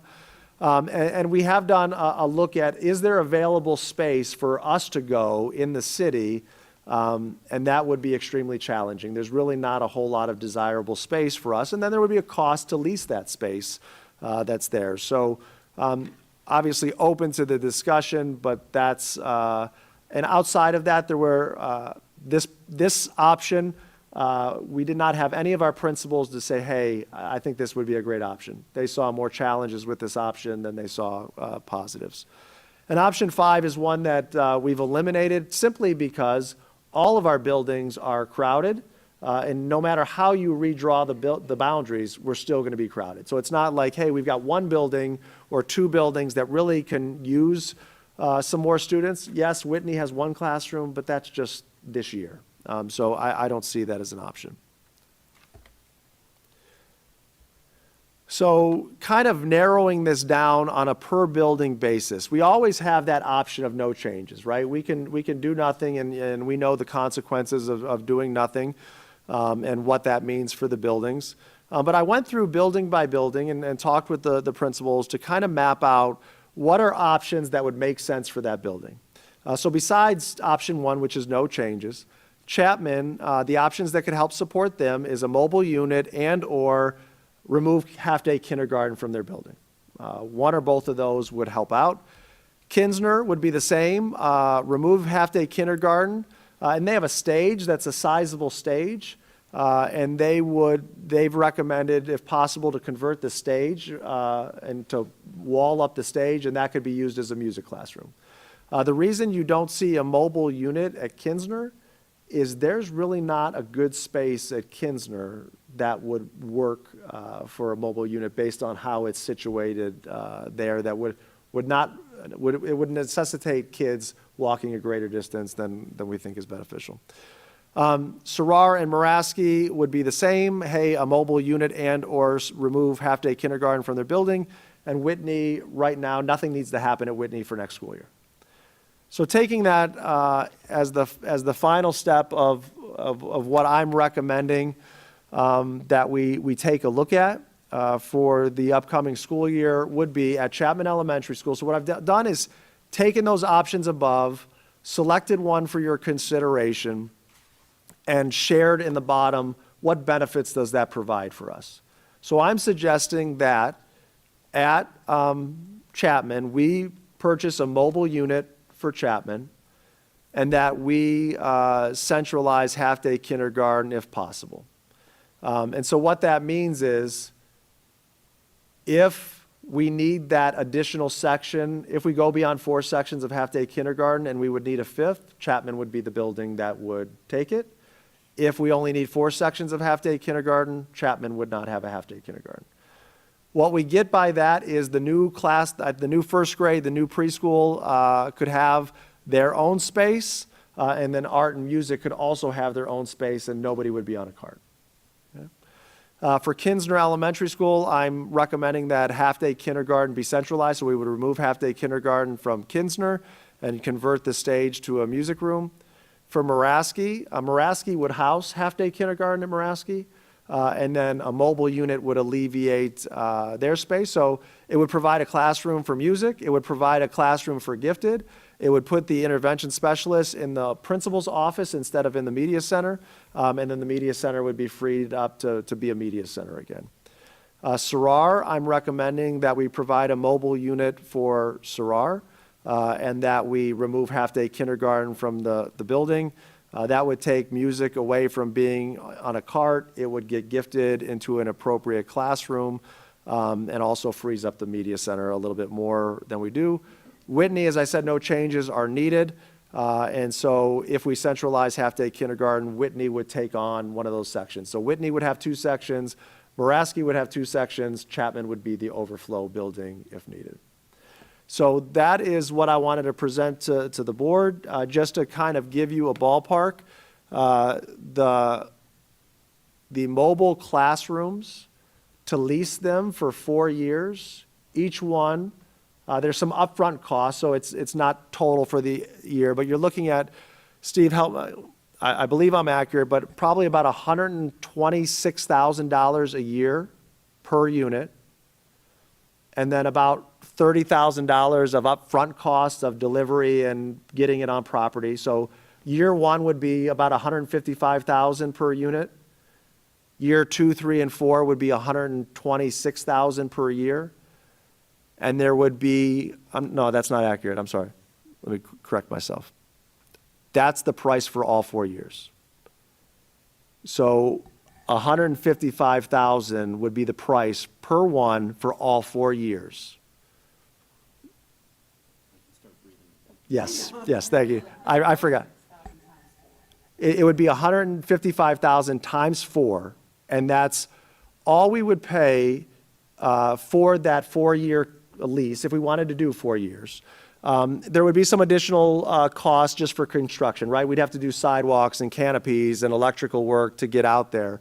But yeah, you're looking at $155,000 times 4, plus we ballparked maybe $25,000 in additional construction to do sidewalks and electrical work and things of that nature. Per the state of Ohio, the mobile classrooms do not come with bathrooms. They're not permitted so there's no water sanitation hookup. That's why the building principals are ensuring that classes that are out there for a shorter period of time. That way we don't have to worry about bathroom usage except for emergencies. Students would be out there for a shorter period of time.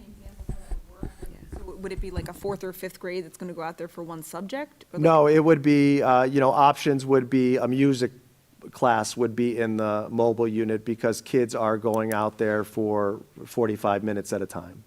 And so those are the options that you would look at. So a class would not be out there for the full day, but they'd go out there, and students would only spend the 45 minutes out there. So that's one option that we've discussed. So if you did that, who would you slide in next to the music class in the mobile unit?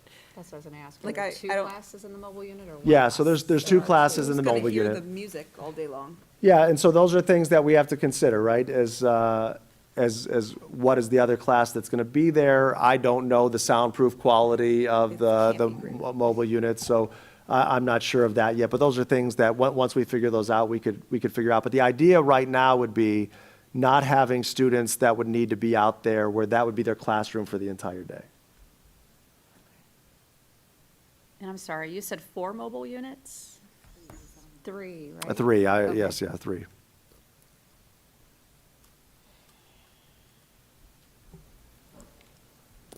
So 155 per year for 3 units?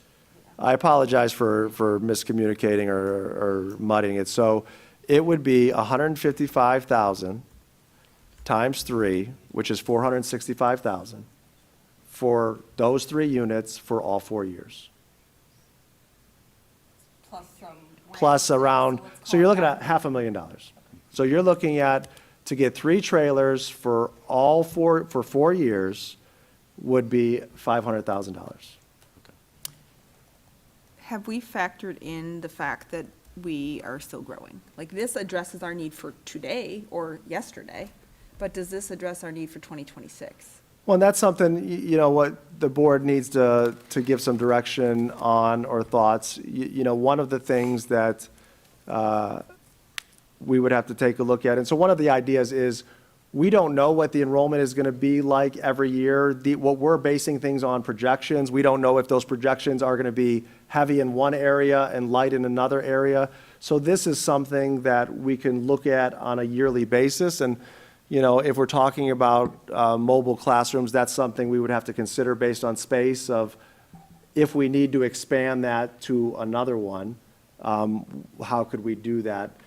Steve and I explored the SAO conversion, and he explored the mobile units. So we're at a point right now where we can't continue to focus on both of those.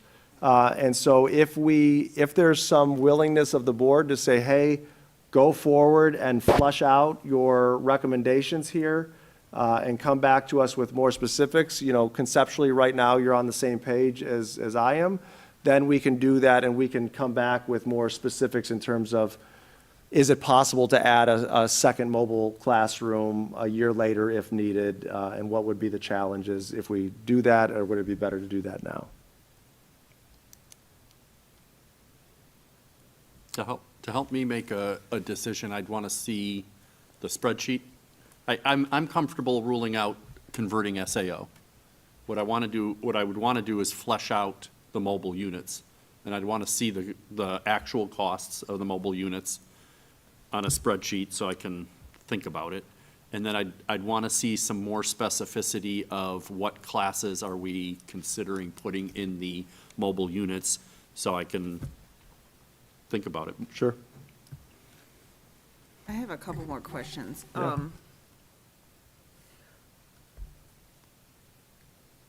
To Bonnie's point from earlier, we already have some inequity in the kindergarten. Does this not just further that by now telling those half-day parents, now we're gonna bus your kid all the way over to Whitney? So that's my concern with that. Like, I feel like we're just making the problem bigger. And my son did do that for kindergarten. We bused him from Sarrar to Whitney. Educationally, it was fine. Busing was a nightmare. So that's my second question. I know there were some concerns about, you know, if we turn this into a kindergarten center or whatnot. Sure. Busing, do we not then have the same, I know it would be a smaller amount, but do we not have the same busing concerns there as well? At this point, Curtis and I have spoken. The selection of the buildings are based on his recommendation of what he felt was most feasible. Okay. To be able to do that.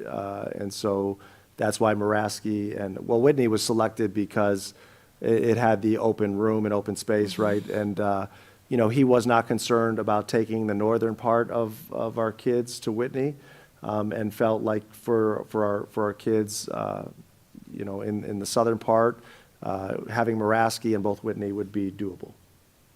Okay. But the challenge right now is we don't know where those kids live. You know, because half-day kindergarten is just starting to register or will start registering soon, right? So based on current kind of just placements of where kids are, but we'll know that for sure when kids just start register.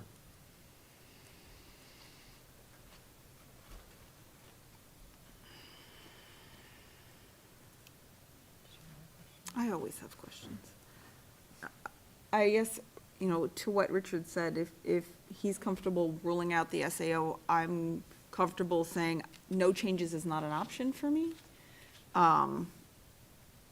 for a whole bunch of reasons. Some of them include, I'm not sure all of our core curriculum classes are in classrooms right now. You know, if the gifted classrooms are indeed in a principal's office, converted offices, which were previously, before they were offices, were closets, and the, you know, the media center, that's not a classroom. So I think we have to do something. We're also still growing. I think we have to do something about that. But, so I guess that leaves us with mobile units.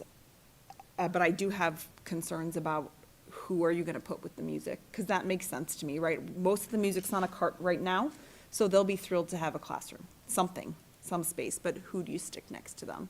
So I'd be really curious to hear your take on who's gonna like the maracas.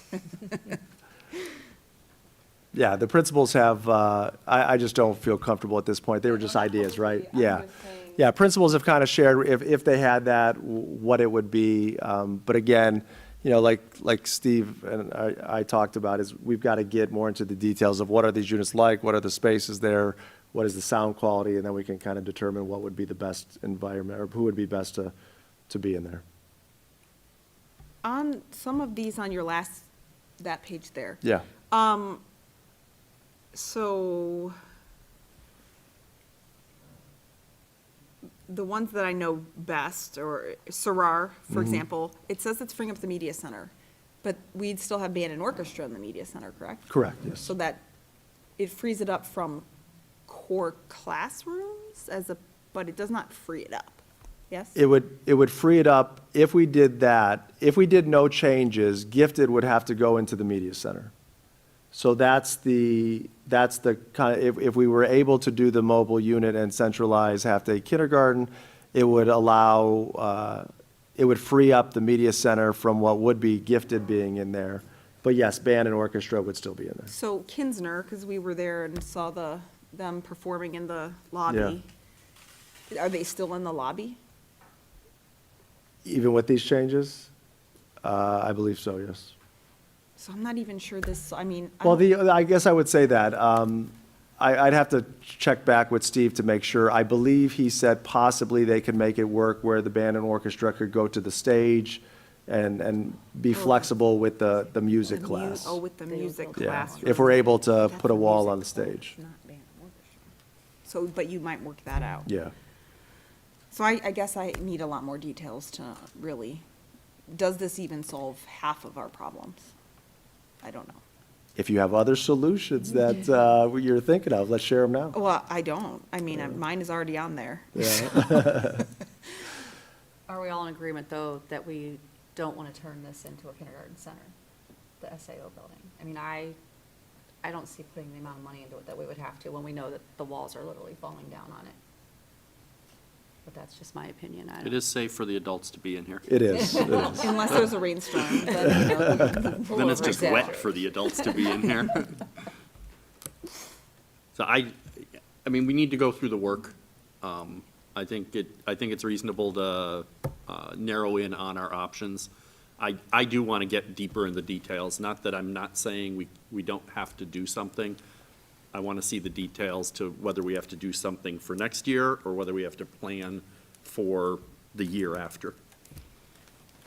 So just so I'm clear, I have a lot of the details that you want. We have the quotes from the mobile classroom vendor that we found. I could share with you the details of what we're thinking in those classrooms. What other details, just so I can provide those to you, what other details? Those are the details. Okay, those are. I just want to measure, you know, what are we putting into those mobile classrooms? Gotcha. And then making a judgment whether we need to make that move for the next school year, or whether we can say, all of this isn't going to go anywhere, and we'll determine when to pull that trigger. Okay. Provide that. We make sure we have either photos or access to photos of what, I've never been in a mobile unit, so what does that look like? Yeah, we'll see if the company, I don't have anything yet, but I'm sure the company could provide that. Field trip. I would love a field.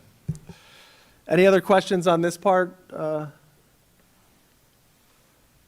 right, with that, I'm going to turn it over to Steve, who has a discussion item for you tonight.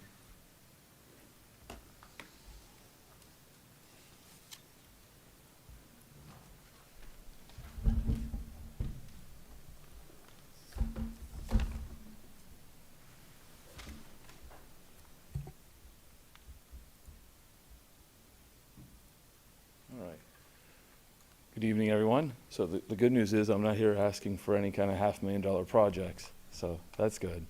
But we do have to have a discussion concerning our busing and our use of our resources for busing. So it is a bit appropriate after the conversation that you just had to come up here and talk about the resources and how we're deploying our resources in the transportation department.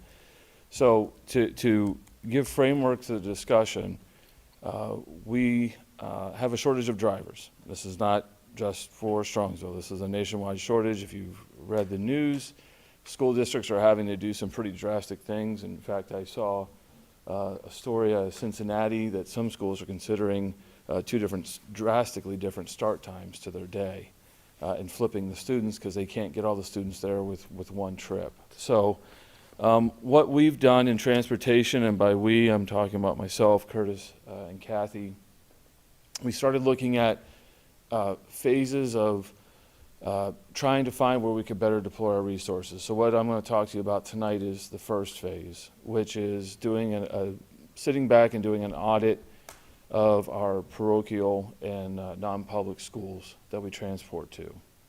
So what needs to be understood is we've advertised, we've recruited, we've incentivized, but there is not a treasure trove of drivers out there at this point in time. So we have to start looking at what we're doing internally and what resources that we're using. So just to, again, give some framework, when we get students attending other schools, there's route timings that are done by the state at the request of the parents. If those route timings are over a half an hour, and just so everyone understands, it's not from the parents' house to the school. It's from the school door of the school that they would attend if they were here in Strongsville. So any of the elementaries, middle school, high school, from that school door to the front door of the school that they're attending. And Google Maps is a wonderful resource, but not for this instance. A bus travels at a much different rate of travel than a car or a van. So the route timings are done officially. If it's over half an hour, the school district has no responsibility to provide any kind of transportation resources or any kind of financial reimbursement to the parents. So everything we're going to talk about today and all the schools we're going to talk about today fall under that half-hour mark.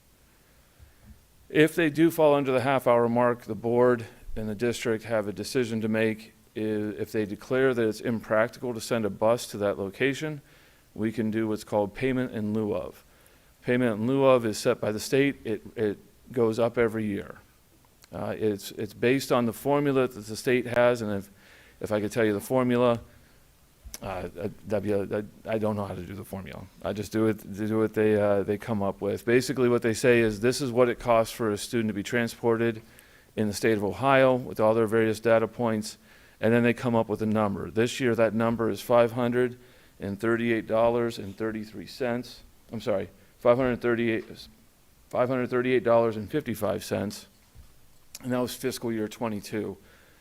So that's what will be paid out this year for students that are going to a school that's within the half hour, but we do not provide a bus to. That number is going to change, and that number is it's the minimum that we can pay the parents, and every school district in the state of Ohio, I bar maybe a few exceptions here and there, they do the minimum payment, which is the $538. The maximum is $1,109 per student. So, sorry, my screen timed out. So this is also if they go to school every day. Every day that the child doesn't attend school, that payment is then reconfigured because if they weren't getting transported that day to the school from their parent, then we don't have to pay for that either. So it's always prorated. But the maximum that we've been giving out, and we will give out, is the $538.55. In May, late April, early May, we'll get the new amount that gets paid out. And like I said, every year that changes. Any questions so far? Because that's the framework for what we need to discuss today. Historically, how much has it changed? Well, the greatest jump was from last year to this year. It jumped about $200. Other than that, it's maybe jumped, I'd estimate behind 120, 125. Okay. And there was Maybe a big 150. change to that in the last biennium budget. It was pretty consistent before. In the last biennium budget, they doubled the formula. Okay. So I'm going to give you a bunch of data, and then what I'm here for is to show you the data of what we found in the audit, and then seek some guidance from the board, because it is the business, it says business services on the door, so I'm always looking at it from a business standpoint, but there is some other consideration, and I want to be fair for those other considerations as well. So looking at this holistically. So what I've shared with you is a chart of the schools that we transport to, again, underneath that half hour. And what we've never done is set any kind of matrix in place. We've always just said, I shouldn't say always, students speak in generalities. Traditionally what we have said, and since I've taken this position, is we've waited until it was a very, very low number of students going, and then we would come to the board and say, we'd like you to declare this impractical. What I want to put in place is a systematic way that every year we do an audit, every year I present, and every year we start looking at trends to see where are we going, and then we can communicate that with our partners that we provide transportation services to. The worst thing for my department to do is all of a sudden it looks like a surprise. There should be no surprises. If you're a school that the trend has been falling, there should be some kind of matrix to say, if this keeps up, we are not going to be transporting to your school any longer.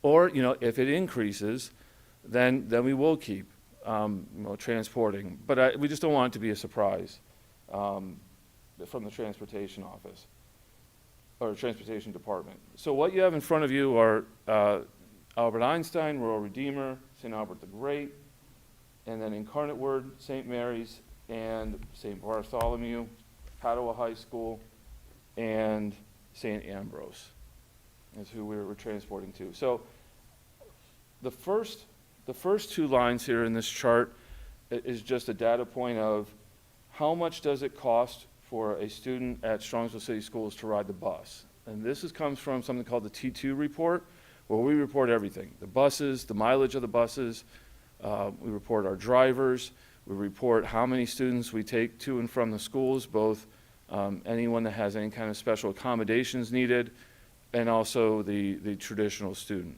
All of that is factored in, and the number that I'm working with is the number from the T2 report to transport traditional students to and from the school on a yearly basis, and that number is $968. Again, that's how I arrive at that, is from the state report. The average ridership of our buses, now some are above 40, some are below 40, but the average number of students that we have on a bus per run to and from a school is 40 students. So what I did is I took that 968, times it by 40, so our runs cost us on an annual basis $38,720. So that's just a point of reference. Underneath, through the audit, we found how many riders are going in the morning, how many riders are going in the afternoon, and then I just took the average. Add those up and divide by 2. Underneath that, then, what I took is that average, and I divided that number into the 38,720. So, for example, Royal Redeemer, there's an average of 24 students riding, so 38,720 divided by 24, and you get 1,614. Ignore the colors for right now, but that's the number I'm coming up with, and that goes for all of the schools. To the point, you can see St. Ambrose, where there's no AM route, it's only a PM route, and it's 5 students that are riding that route. So the average cost for one student on that bus is $7,744. So quick math is a lot more than what it costs for us to transport a student to and from our own building. The next line is the payment in lieu of cost. So payment in lieu of, as I said, is $538.55. You cannot take that number and just times it by, for example, Albert Einstein is 34. Because if we say we're no longer transporting, we have to then provide payment in lieu of to every student that lives in Strongsville that would attend our schools if they weren't attending that school that they're choosing to attend. So even though 34 times 538.55 is not $58,000, I did not make a mistake in the math. Right now, Albert Einstein has 102 students that go to that school that would go to Strongsville City Schools if Albert Einstein was not in existence. So we have to do a payment in lieu of to every single one of those parents. Or I'll put it this way. Every single one of those parents has the option to contact us, fill out the forms, and get the payment in lieu of. So that would be the ceiling of what we would pay. Does that make sense? And then the last line I have there is basically what's the difference. So you can see with Albert Einstein, it actually, if we decided we weren't going to send a bus any longer because of the number of students that attend, we would actually be paying $19,900, almost $20,000 more to do a payment in lieu of option versus just send a couple buses out there. All right? So Steve, that's have the rules changed? The parents need to apply for the payment in lieu of. correct. And we're not obligated to find them and tell them. No. What we're obligated to do is make sure that the schools know who is payment in lieu of.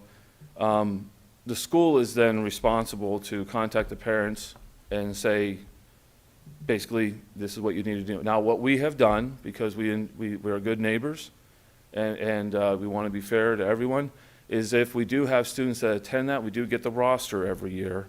And if we don't, if we're not providing transportation, we do send out a little bit of, we send out a reminder that payment in lieu of is an option for you.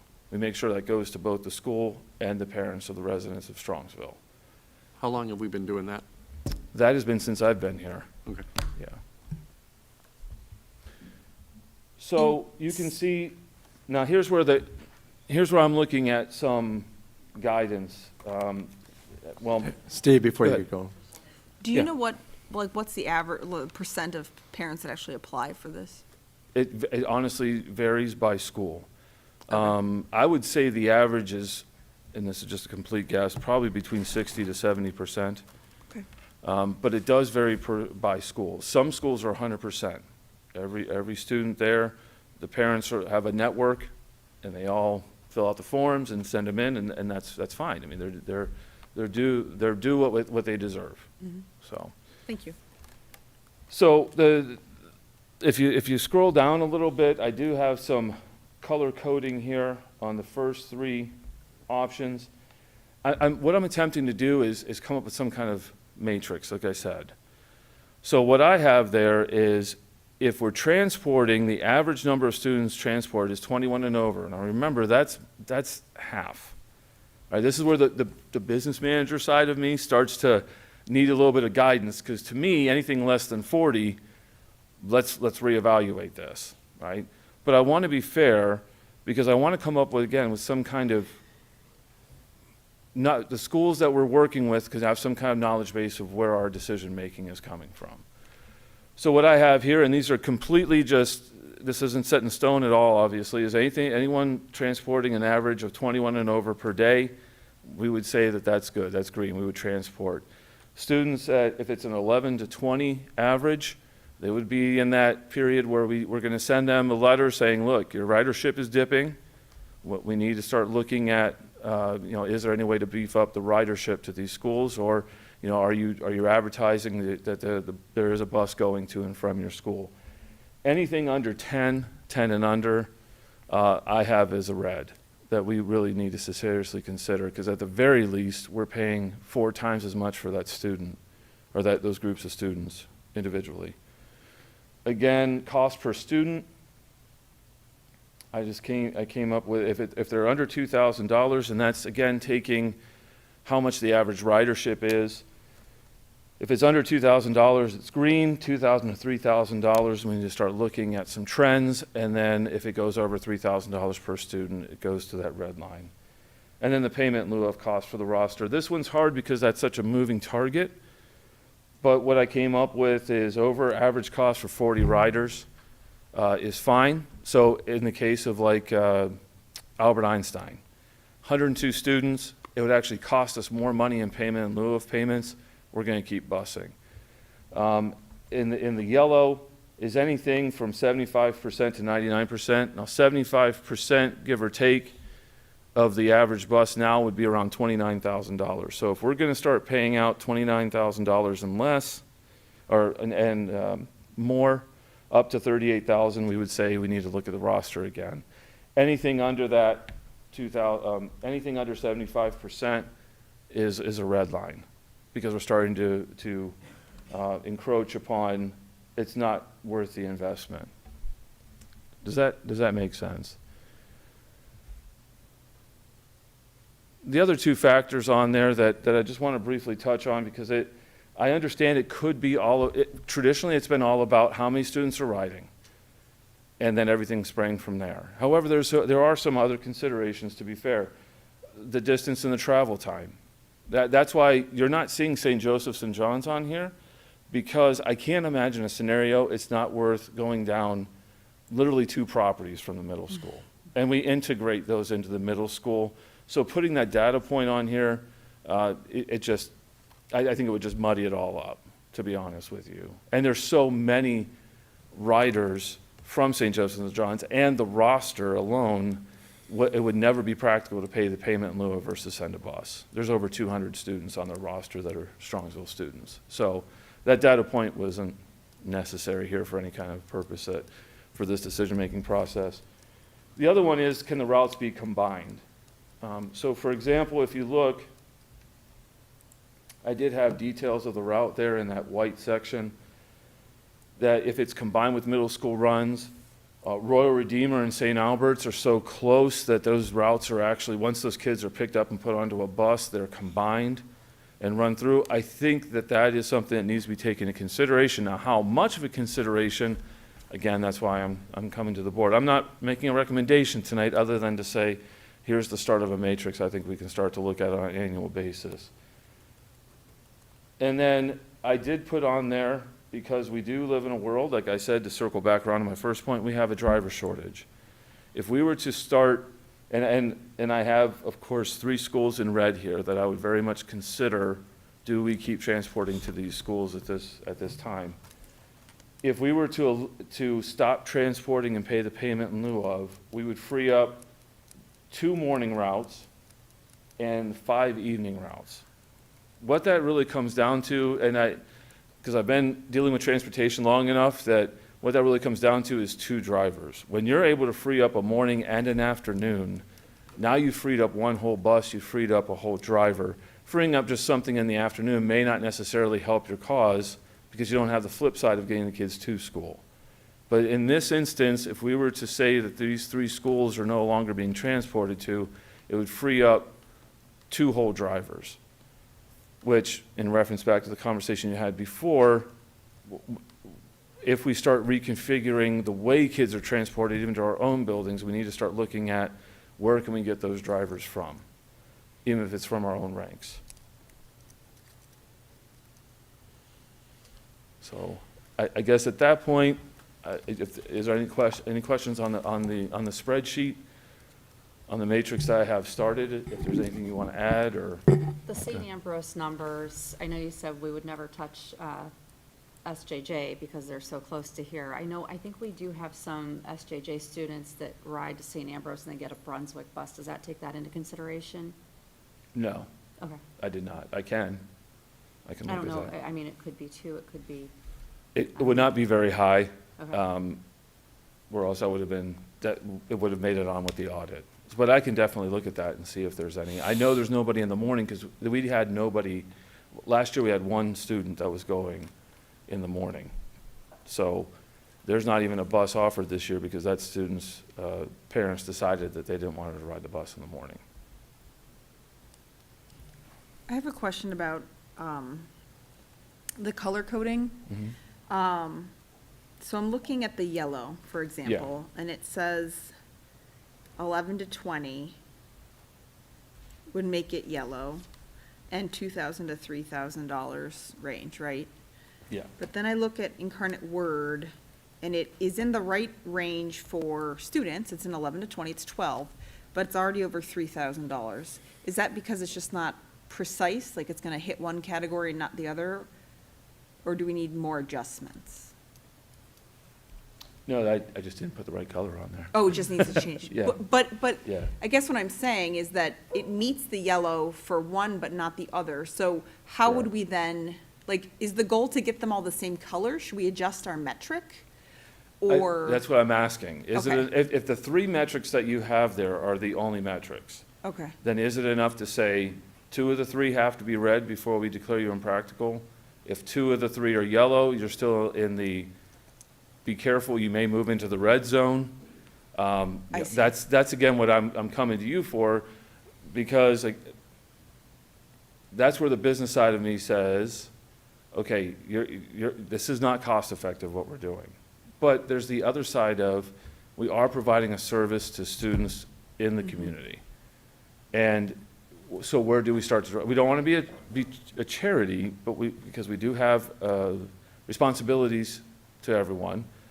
But where do we start drawing the line? And again, it's always been this blurred line that when I would have to talk to parents, they would say, well, how many students, or if I was talking to other administrations, how many students have to be riding before you guys are gonna cut us off? And it's a fair question, and I have not been able to give a straight answer to that. That's what I'm trying to get at. thank you, I appreciate that clarity.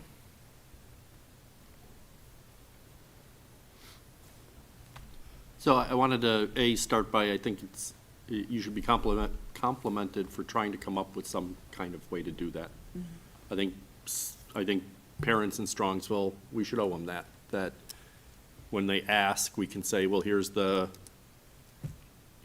what it looks like, here's how we evaluate it.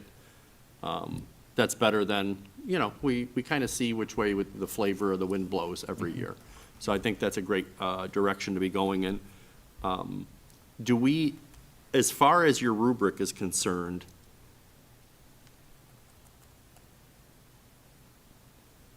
do we have any Strongsville, let me ask an earlier question. Is there any other buddy missing besides SJJ? Or are they the only ones? So can They're we the just only throw them in there Yeah. to just have the data there? Yeah.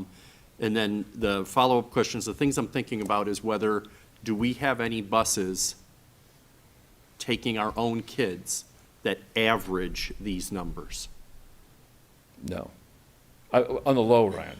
Now, What I want to make sure is Yeah. we're not, I just want to know, understand the numbers, because maybe that's the other column to add, Okay. is our in-house busing. But on the face of it, I can understand a parent of a parochial student saying, I pay all of my property taxes. I don't send my child to the public school, I don't want to get into an agenda argument, but, take care of the bus, right? Right, wrong, or indifferent, it's not totally out of the realm of a reasonable ask. I wouldn't want to say we're setting these metrics up and then find out that we have similar metrics for our own. If we have a bus that consistently, for whatever reason, because it's going down a cul-de-sac or whatever, picks up 11 kids. I just want to make sure we understand that as far as whatever the rubric is, to make sure that there's some reasonableness across the board. So that'd be something I think we can grab the data on, and it shouldn't be a heavy lift to figure out. My instinct is 20 kids is probably our least number, but I'm not Curtis. Curtis will have the answer for me. And then the only other question I have is there a, Before you move on to that question, yeah, that is also the second level of what we're doing right now, to see if there's any buses and routes that we can start to combine so that we can fill these buses up more. same idea. Yep. And then the only other one I want to try to drill down on is there another way to come up with a cost metric, not to say the average of the T2 report, but what's our actual cost? And is there other ways to say, I think it's reasonable that nobody is going to advocate for sending a bus that carries 40 kids and a driver and all the diesel fuel and et cetera to transport 6 kids. So is there anything else we should consider as far as minivans or other kinds of transportation? If that's what your direction is, I can investigate that. Because that's something I have looked at. I mean, I know I know we use suburban transportation Correct. for some of our special ed transportation. I don't know if it's still available or not. Now, and when you start getting into that realm, that $900 number jumps to in the 10,000 number. Because that's a different, I did not include that in here, because I thought for baseline conversation for a Thursday night, we didn't need to start throwing that in the mix too, but that's definitely something we can look at. The legalities of transporting also change quite drastically when you start looking into different segments of the population. It's good enough for me that we've considered it. I don't need to, you know, if there's other ways to skin the cat, let's talk about it. If they're not for reasons like compliance and, you know, the state has lots of safety rules for bus drivers and transporting kids, and we should. Okay. I don't do this every day, or full-time, you do, or at least Curtis does. Any other questions for Steve? So in terms of just, besides the information that Steve shared, another part that, you know, Steve and I want you to think about is, you know, what is the timeline for communicating with these buildings, right? We've taken offline some parochial schools in the past because for 2 years in a row, they haven't had ridership. So that's the part of, you know, for the people in yellow, the consideration is, do we send them a letter to say, hey, kind of, you're on the watch list? How many years do you need to be on the red list before, and we send the watch list letter, and then we say, hey, if it doesn't improve by this point, then we are going to no longer transport and move to payment in lieu of. And just to refresh us, beside, you know, Steve did a great job of going through all the metrics that he put together. It's kind of like the elementary space. We have finite opportunities and options to help improve a challenging situation. We only have so many drivers. Steve has studied this year and believes, here's the number of drivers I think we really realistically can have next year. Here's how many drivers are out for sick or personal leave or whatever on a daily basis. So I need to build staffing to plan for not just, hey, if everybody shows up, we're good, but let's plan for the fact that X amount of drivers are absent on a daily basis, like any portion of our staff. And so we can make that with the 3, you know, floaters that we have, our substitute pool. So what Steve is going to advocate for is, and be factual of, if we don't take some of these offline, here are the practical challenges that we're going to face on a day-to-day basis, which are double runs, lengthier ride homes. You know, we've been lucky enough, you know, and the one part that we don't talk about is Curtis and Kathy, who are our supervisors, are driving on a daily basis. We need to work to ensure that they're able to do their job to supervise the department. They're doing a great job. But it's tough when you're going and driving like you're a regular driver. So keep that in consideration as we loop back, if you would, please. Thank you, Steve. Thank you. Next up, we have Aaron Green with the curriculum report for the month. Aaron?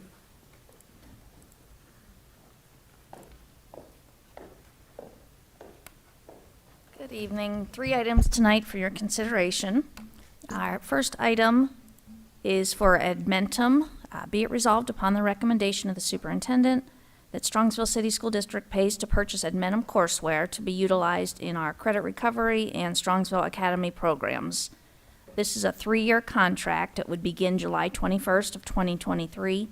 The total cost is $95,325.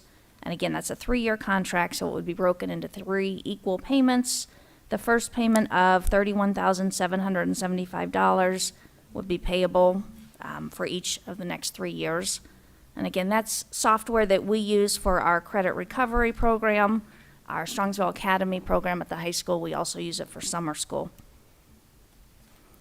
Second item is an overnight trip for the Strongsville High School girls varsity and junior varsity lacrosse teams. So be it resolved upon the recommendation of the superintendent that permission be granted to the Strongsville High School girls varsity and junior varsity lacrosse teams to travel to Worthington, Ohio. This is April 21st through the 22nd of 2023 to participate in a lacrosse tournament. Transportation will be school bus, expenses paid by participating students, as well as the Strongsville Athletic Boosters. And the third and final item tonight is another overnight trip, this one for the Strongsville High School varsity, junior varsity, and freshman cheerleaders. Be it resolved upon the recommendation of the superintendent, permission be granted to the Strongsville High School varsity, junior varsity, and freshman cheerleaders to travel to Alliance, Ohio for overnight July 11th through the 13th, 2023. They will be attending University of Mount Union Cheer Camp. Transportation via school bus, expenses paid by participating students. Any questions for Erin? Thank you, Thank you. Erin. Next, we have our Director of Student Services, Andy Trujillo, with the report, student service report for the month. Andy? Good evening, members of the board. I have 4 items for your consideration. Number 1 and 2 are identical. I plan to read them once. Unless you would like me to read them twice, I will. They are for Insight Behavioral Consulting. Be it resolved upon the recommendation of the superintendent that the Board of Education enters into an agreement with Insight Behavioral Consulting, operating an educational institution known as Insight Academy, for placement of a student who requires special education-related services for the 2022-2023 school year in the amount of $1,983.33 prorated for the third quarter, with a March 20th, 2023 start date, and in the amount of $17,850 for the fourth quarter, for a total of $19,833.33 during the school year, and an additional $5,000 if the student were to attend ESY extended school year. So item number 3 is extended school year for our students with disabilities this summer. Be resolved upon the recommendation of the superintendent that the Board of Education approves the extended school year program for school age and preschool students with disabilities at Strongsville Middle School for the sessions listed below, which are ESY services June 20th, 2023 through July 20th, 2023. And number 4, tuition-free admission for foreign exchange student. Be resolved upon the recommendation of the superintendent that the tuition-free admission for the 2023-2024 school year be granted to the following foreign exchange student listed below. Any questions for Andy? Thank you. Thank you, Andy. Next up, we have our Assistant Superintendent, Jenny Pelko, with the Human Resource Report. Remember who I am? Well, he threw me off there walking up. Oh, you were getting up. Oh, Yeah, he was sorry. getting up. You want to go first, Dave? Yeah. I have the following items for your consideration this evening under Human Resources. We have the resignation of a certificated district substitute, resignations for non-certificated employees. Under 3, we have a retirement for certificated staff. Under 4, retirements for non-certificated staff. 5, we have the appointments of certificated staff. 6, appointment for non-certificated staff. Under 7, home instruction tutor. Under 8, appointments for certificated substitutes. Under 9, appointments for non-certificated substitutes. 10, appointments for certificated athletic supplemental contracts. 11, an appointment for certificated athletic supplemental contract. I do want to announce that Erica Boyes has accepted the position upon your approval this evening to be the head volleyball coach. She's been involved with the program for many years and is a teacher within our district. Under 12, we have the appointment of a certificated supplemental contract paid upon completion. 13, changes in hours for non-certificated staff. 14, changes in status for non-certificated staff. 15, continuing contracts for non-certificated staff. 16, medical leaves for certificated staff. 17, medical leaves for non-certificated staff. Under 18, we have unpaid medical leaves for certificated staff. 19, unpaid medical leaves for non-certificated staff. 20, volunteer chaperones. And 21, we have the proposed substitute rates for non-certificated staff. And be it resolved upon the recommendation of the superintendent that effective April 1st, 2023, the non-certificated substitute rate schedule be amended to the following percentage of the non-certificated salary schedule, which is step A, base hourly pay as follows. And that concludes my report. Any questions for Jenny? Dave, you ready? All Now right. you're up. Next up, we got Dave with the technology report. I guess I don't come up here enough to know what my spot is. So I have 4 items for your considerations tonight. The first one is an amendment to 2023-2024 school year technology upgrades by increasing the district bandwidth from 1G to 2G. Be it resolved upon the recommendation of the superintendent that the following amendments to the agenda dated March 21st, 2019, e-technology, that the amendment to the agenda for March 21st, 2019, technology be the Northern Buckeye Education Council, Northwest Ohio Computer Association member service agreement, that the member service agreement between the Northwest Computer Association and Strongsville City Schools be approved to provide the unbundled internet access. This service offer includes basic conduit internet access and increases the bandwidth in Ethernet to 2G. This will be for year 505 of this contract, from July 1st, 2019 to June 30th, 2024. The annual cost payable to the Northern Buckeye, the NBEC to be $66,844, which is E-rate eligible. And then the content filtering is to remain the same at $10,800, which is non-E-rate eligible. Any questions? Item number 2 is our annual Meta Solutions Master Service Agreement for Schedules 1 and Schedule 2 for 2023 and 2024 school year. Be it resolved upon the recommendation of the superintendent that the Board of Education approves Schedule 1 and Schedule 2 of the agreement between Meta Solutions and the Strongsville City Schools. Schedule 1 will provide information technology service for 2023 to 2024 at an annual cost of $94,888.75. There is a 2% discount for early payment, reducing the annual cost to $92,990.97. Schedule 2 will provide Info Ohio Library Services for 2023 to 2024 at an annual cost of $16,428.50.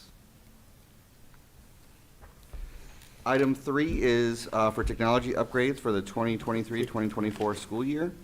Be it resolved upon the recommendation of the superintendent that the Board of Education approves the purchase of Chromebooks, computers, and Google Chrome management licenses that shall not exceed $450,000.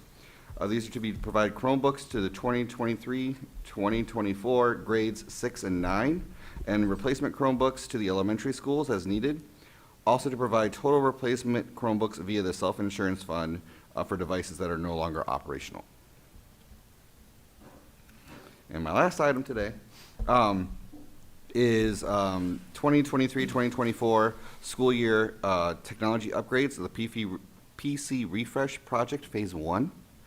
Be it resolved upon the recommendation of the superintendent that the Board of Education approves Phase 1 of the PC Refresh Project to replace 150 outdated teacher PCs with updated Windows 11 ready teacher PCs and compatible monitors. The cost of Phase 1 should not exceed $150,000. Questions for Dave? And it may be a George question, but the earlier questions I had about interest rates, the 2% prepayment, is that how far are we prepaying it? And do we need to consider, does it make sense not to get the discount? It's just one payment that we're probably gonna pay in June or July. Normally we do it as a flip, yeah. Yeah, it's just an I annual. mean, we should be able to say this is, whether it's this or not, back when interest is 0.00%, every prepayment discount we could take was because we had money in the bank made sense, but at some Right. point, it may not make sense. So I just wanted to ask the question out loud. Yeah, when would it normally be due, Dave, if we didn't prepay it? Normally it's due, I think actually we pay it in June normally, because it's for the flip of the academic year, so it has to be in by July 1st. That's when the contract starts. So is it just a month different if we prepay it? Yeah, I mean, we if we're could talk saving about it. We could talk 2% for 30 days, that's a no-brainer. Right. But if we're saving 2% and we could be paying it 9 months or 10 months or a year from now, that's something we need to look at, but Okay. you know how to work a calculator. Yeah, I could look in the service agreement, because I don't know when the prepayment is due by. But I'll look into that and see. Thank you. And then my follow-up is on the teacher, how many phases are there? Right now, we're projecting 3. One for the elementary schools is what this one is projected for. Phase 2 is mostly the high school, and phase 3 would be the middle school. And it all has to be done by, in my mind, the summer of 2025, because Windows 10 gets its last security update in October of 2025. So we have to make sure we're all ready for Windows 11 that summer, so we can transition everybody at one time, and the whole district will be together then. Are they equal phases? Yeah, there are about 150 desktops and monitors per phase. And the monitors, do we need to replace the monitors? Yes, a lot of the desktops that we have at our elementary school, definitely, they're averaging between 7 to 11 years old, and they have the old VGA monitor plugs. The new desktops we're getting are all HDMI and DisplayPort. What's nice about the newer projectors we're getting, not like this one, but the one in our room 22 here, the Epson 735s, they have auto resolution. If your monitor is HDMI and then the projector is DisplayPort or HDMI, it has auto resolution. Currently, we have to manually set the resolutions because of the way that they connect with the VGA and HDMI in our classrooms. Thank you. Thank you, Dave. With that, that concludes my report. All right, thank you. Next on the agenda is the adoption of consent calendar. Action by the Board of Education and adoption of consent calendar at this point of the agenda means that all items appearing in this agenda denoted as type-action consent, which items constitute the consent calendar, are adopted by one single motion unless a member of the board or the superintendent requests that such items be removed from the consent calendar and then voted upon separately. Do we need anything removed? Hearing none, George, or, Need a I'm motion. sorry. Do I have a motion? So moved. Do I have a second? Second. Motion by Ms. Stavcek, second by Mr. Miko. Ready? Ready. Ms. Stochek? Yes. Mr. Miko? Yes. Mrs. Hausum? Yes. And Mrs. Bissell? Yes. Motion carries. All right, George, we'll turn it back over to you. So there's a new section for this meeting, Treasury Report Tax Complaints. As part of House Bill 126 that was passed last April, but boards of education must now approve these tax complaints prior to filing them with the County Board of Revisions and must be separated from other board agenda items, but can be approved as their own group, which is why they're listed separate. The tax complaints that are being recommended are on commercial property sales commercial property sales being sold higher to their county value. This is our opportunity to offset any decreases we receive from commercial property owners filing complaints to lower their values. It's an annual filing that we do every March with the county. Both sides must file by March 31st. And with House Bill 126 that was passed last year by the legislator and signed by Governor DeWine, we must now approve these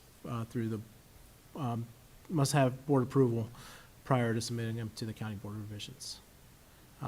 So there's, for this year, we have 6 that we're recommending to file on, and they're slated in the agenda below. So.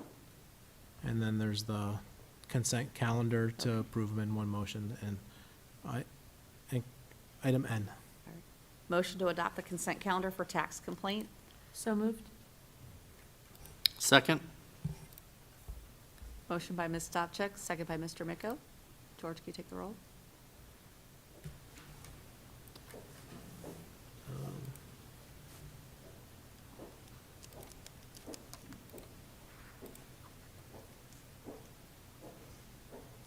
1 second.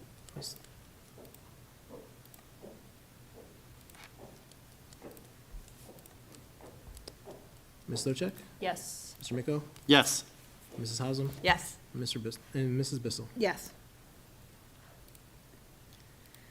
Item O on the agenda, report on Polaris Career Center.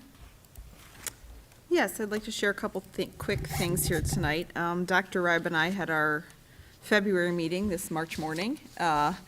We met with Bob Timmons, the superintendent at Polaris, and chatted about Strongsville's relationship with Polaris and how our programs are really doing excellent. We've had more applications than we've ever had, and our students are attending and largely happy is what we learned here this morning. We had a chance to talk with 2 EMT and fire students, Linda Stricko and Allison Walsh, and they sat down with us, and Dr. Ryder, he grilled them, but they gave great answers. They did. They were honest and really gave us good insight into the work that the Yeah, fire and that's EMT program is doing at Polaris. So we want to give a shout out to them. Thank them for their time and their insight, and just get a chance to get to know them. And then we also met Sarah Wren, who's in the pre-vet program, which is a new program, and Polaris is in the process of building a new facility that would look like a veterinarian's office, and they will be able to access, maybe, and service pets from the community in coming years. We got to see, they have models that they can do sutures on, and some kind of dog head made out of plant material that must soak in a solution in order to, it's a big thing. It But we is. got It to was interesting. see all the kids in action, and that was awesome. So was. thank you to Bob and Polaris, and to Sarah, Linda, and Allison for welcoming us today. In April, we'll have our awards dinner where we'll honor students. They'll be able to come with their families and enjoy the culinary creations and be presented with the awards. So we're looking forward to that in April. And there was one other thing, but that's going to do it for now. That concludes my report. Thank you. Report on legislation. So I just wanted to update the community on the state budget.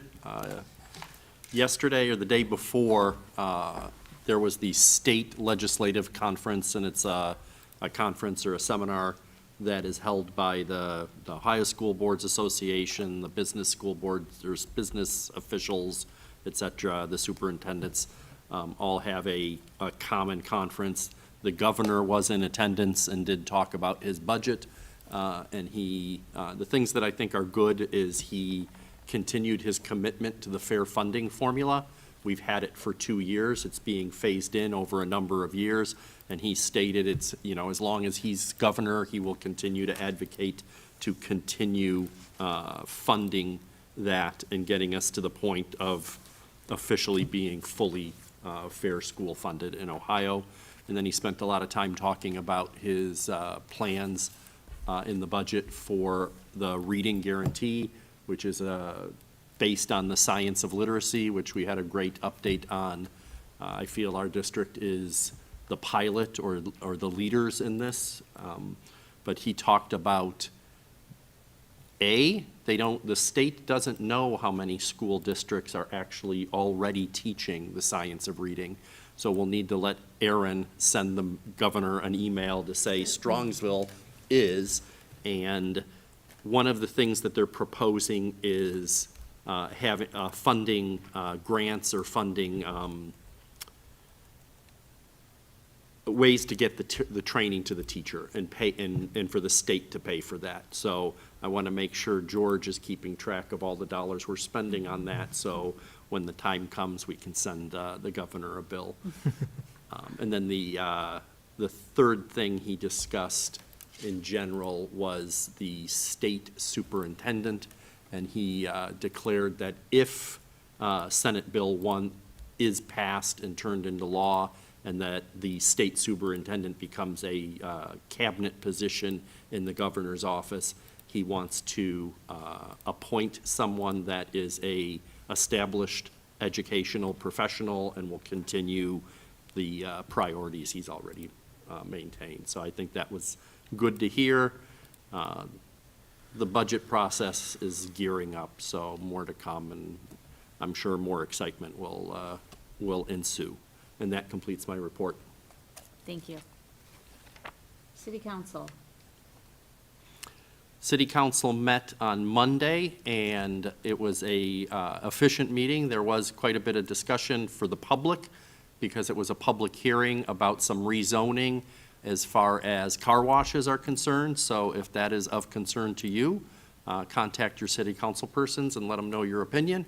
And although it's not city council per se, the mayor did deliver his state of the city address on was it Tuesday. The days are running together too quickly. He did deliver his State of the City address on Tuesday. I was able to be in attendance. I know Mr. Clark, who is our education liaison, was in attendance also, and the mayor gave a very good update on where the city has been and where it's going, and highlighted, the one thing I think he always highlights is the financial condition of the city. He's very proud of the hard work that everyone in the city has done to be in the financial condition Strongsville is in. It is the, everyone who's listened to him knows we have the city of Strongsville has a AAA bond rating, one of the highest for public, and we are proud of the fact in the school district that we're just one notch below that. But it's because of sound financial prudence. And I thought it was very interesting, the parallels between the city and their values and the school district and their values. So it is on the intertubes or the internet. So if you weren't in attendance, I recommend you see it or watch it. And I was going to give a shout out to Councilman Carbone because he highlighted some of the developments for the town city center project that's coming along, and that's very exciting for all our families. That concludes my report. Thank you. Next, we have the Strongsville Education Foundation.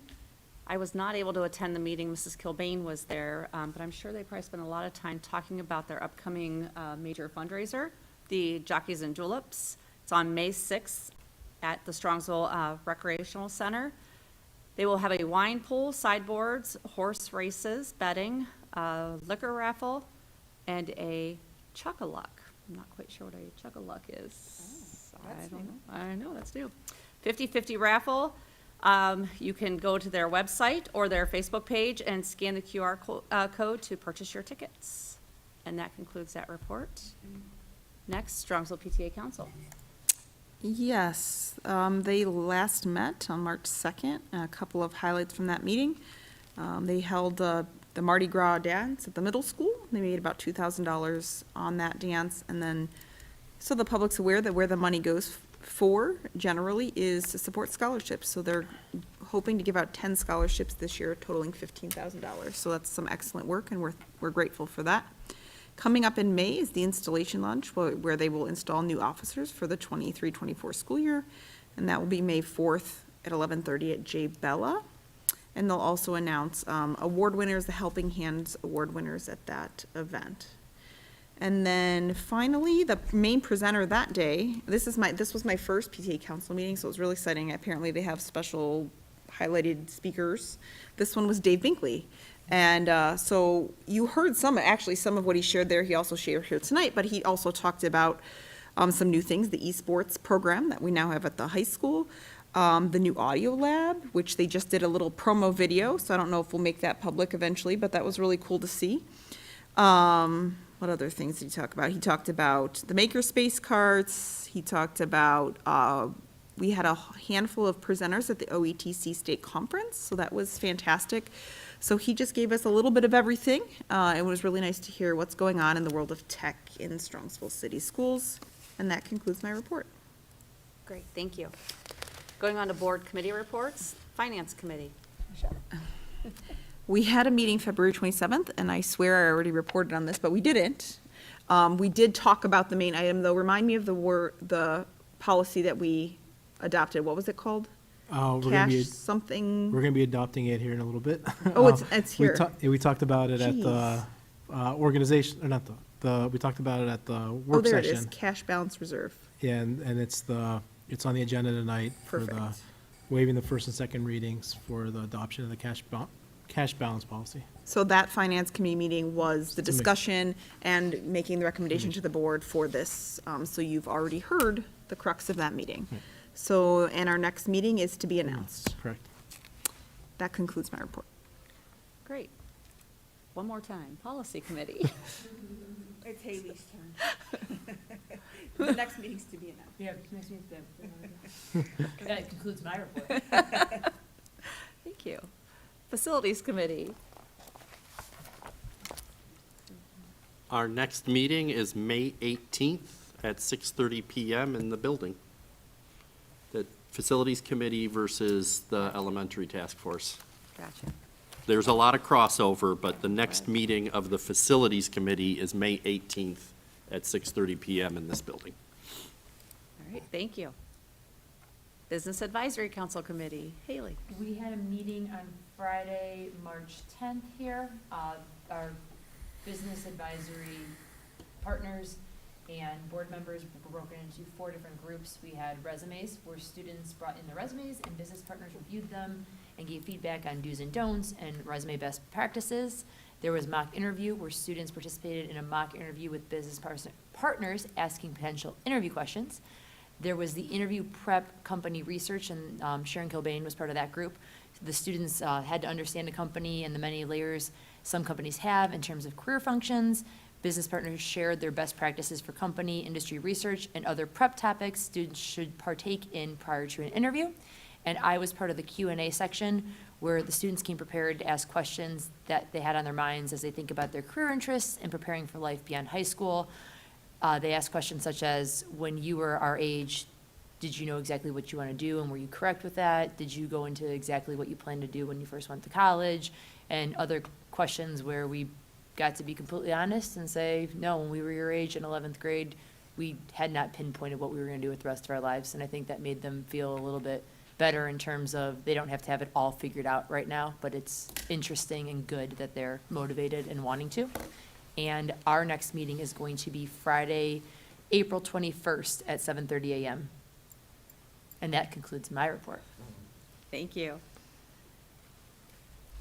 Next up, superintendent's timely information.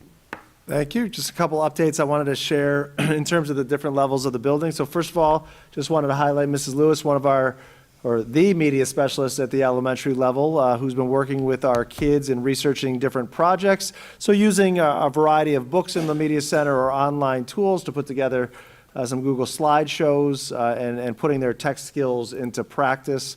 And so they've been able to share those animal presentations with their other classmates. So appreciate her and her work to build those skills and apply them with our students. At the middle school level, I think it was last week, just an outstanding experience. Mrs. McKnight and our middle school English language arts teachers brought in Helen Marks, who was a survivor of the Holocaust as a very young person, and shared her story about having to be hidden away in a variety of countries and the trials and tribulations they went through throughout the war. I was able to spend a chunk of that time listening to her remarks. So what an outstanding firsthand experience for our students to learn the content in the classroom, but to hear a survivor come and tell her story, and a powerful story it was.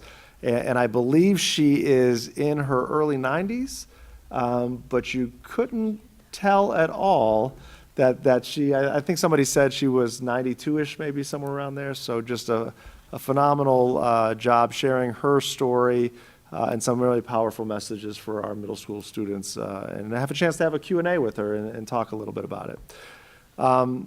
And then finally at the high school, yes, it is March Madness time. My pool bracket is officially done, but they have a biology March Mammal Madness, where it is actually Mr. Mott, as you can see, his very excited state. I think this is his Super Bowl, right? This March Madness. But there is actually, some science behind this, that they build brackets of different animals to see how the different animals compete and who would win.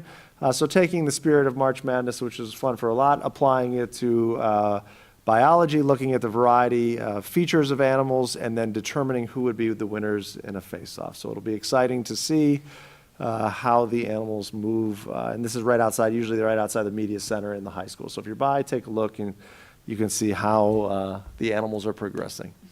And then finally, what a wonderful theater program we have, Mr. Jenkins and all of our supporting folks that help from the music to the choreography to the acting.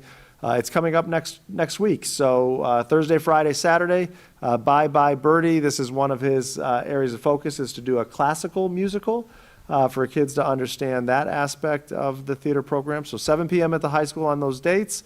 You have to get tickets online, and $10 for adults, $7 for kids and seniors. And so just go to Strongsville Athletics, click on tickets. That's through our ticketing app that we use for other services as well, to get your tickets and enjoy a phenomenal night of entertainment and theater from our very talented students. So with that, that concludes the timely information. Thank you. Next on the agenda, board policy. It's our third reading. We waived the first and second readings of the cash balance reserve. We've touched base on that a little bit. That's a procedural item. Next, Board of Education. No, it's a vote. Yeah, I don't know why it says procedural, but you still have to vote on it, yes. The procedure is we have to vote. All right, do I have a motion? Do I have a Second. Motion by Ms. Stavcek, second by Mr. Miko. George, can you take the roll?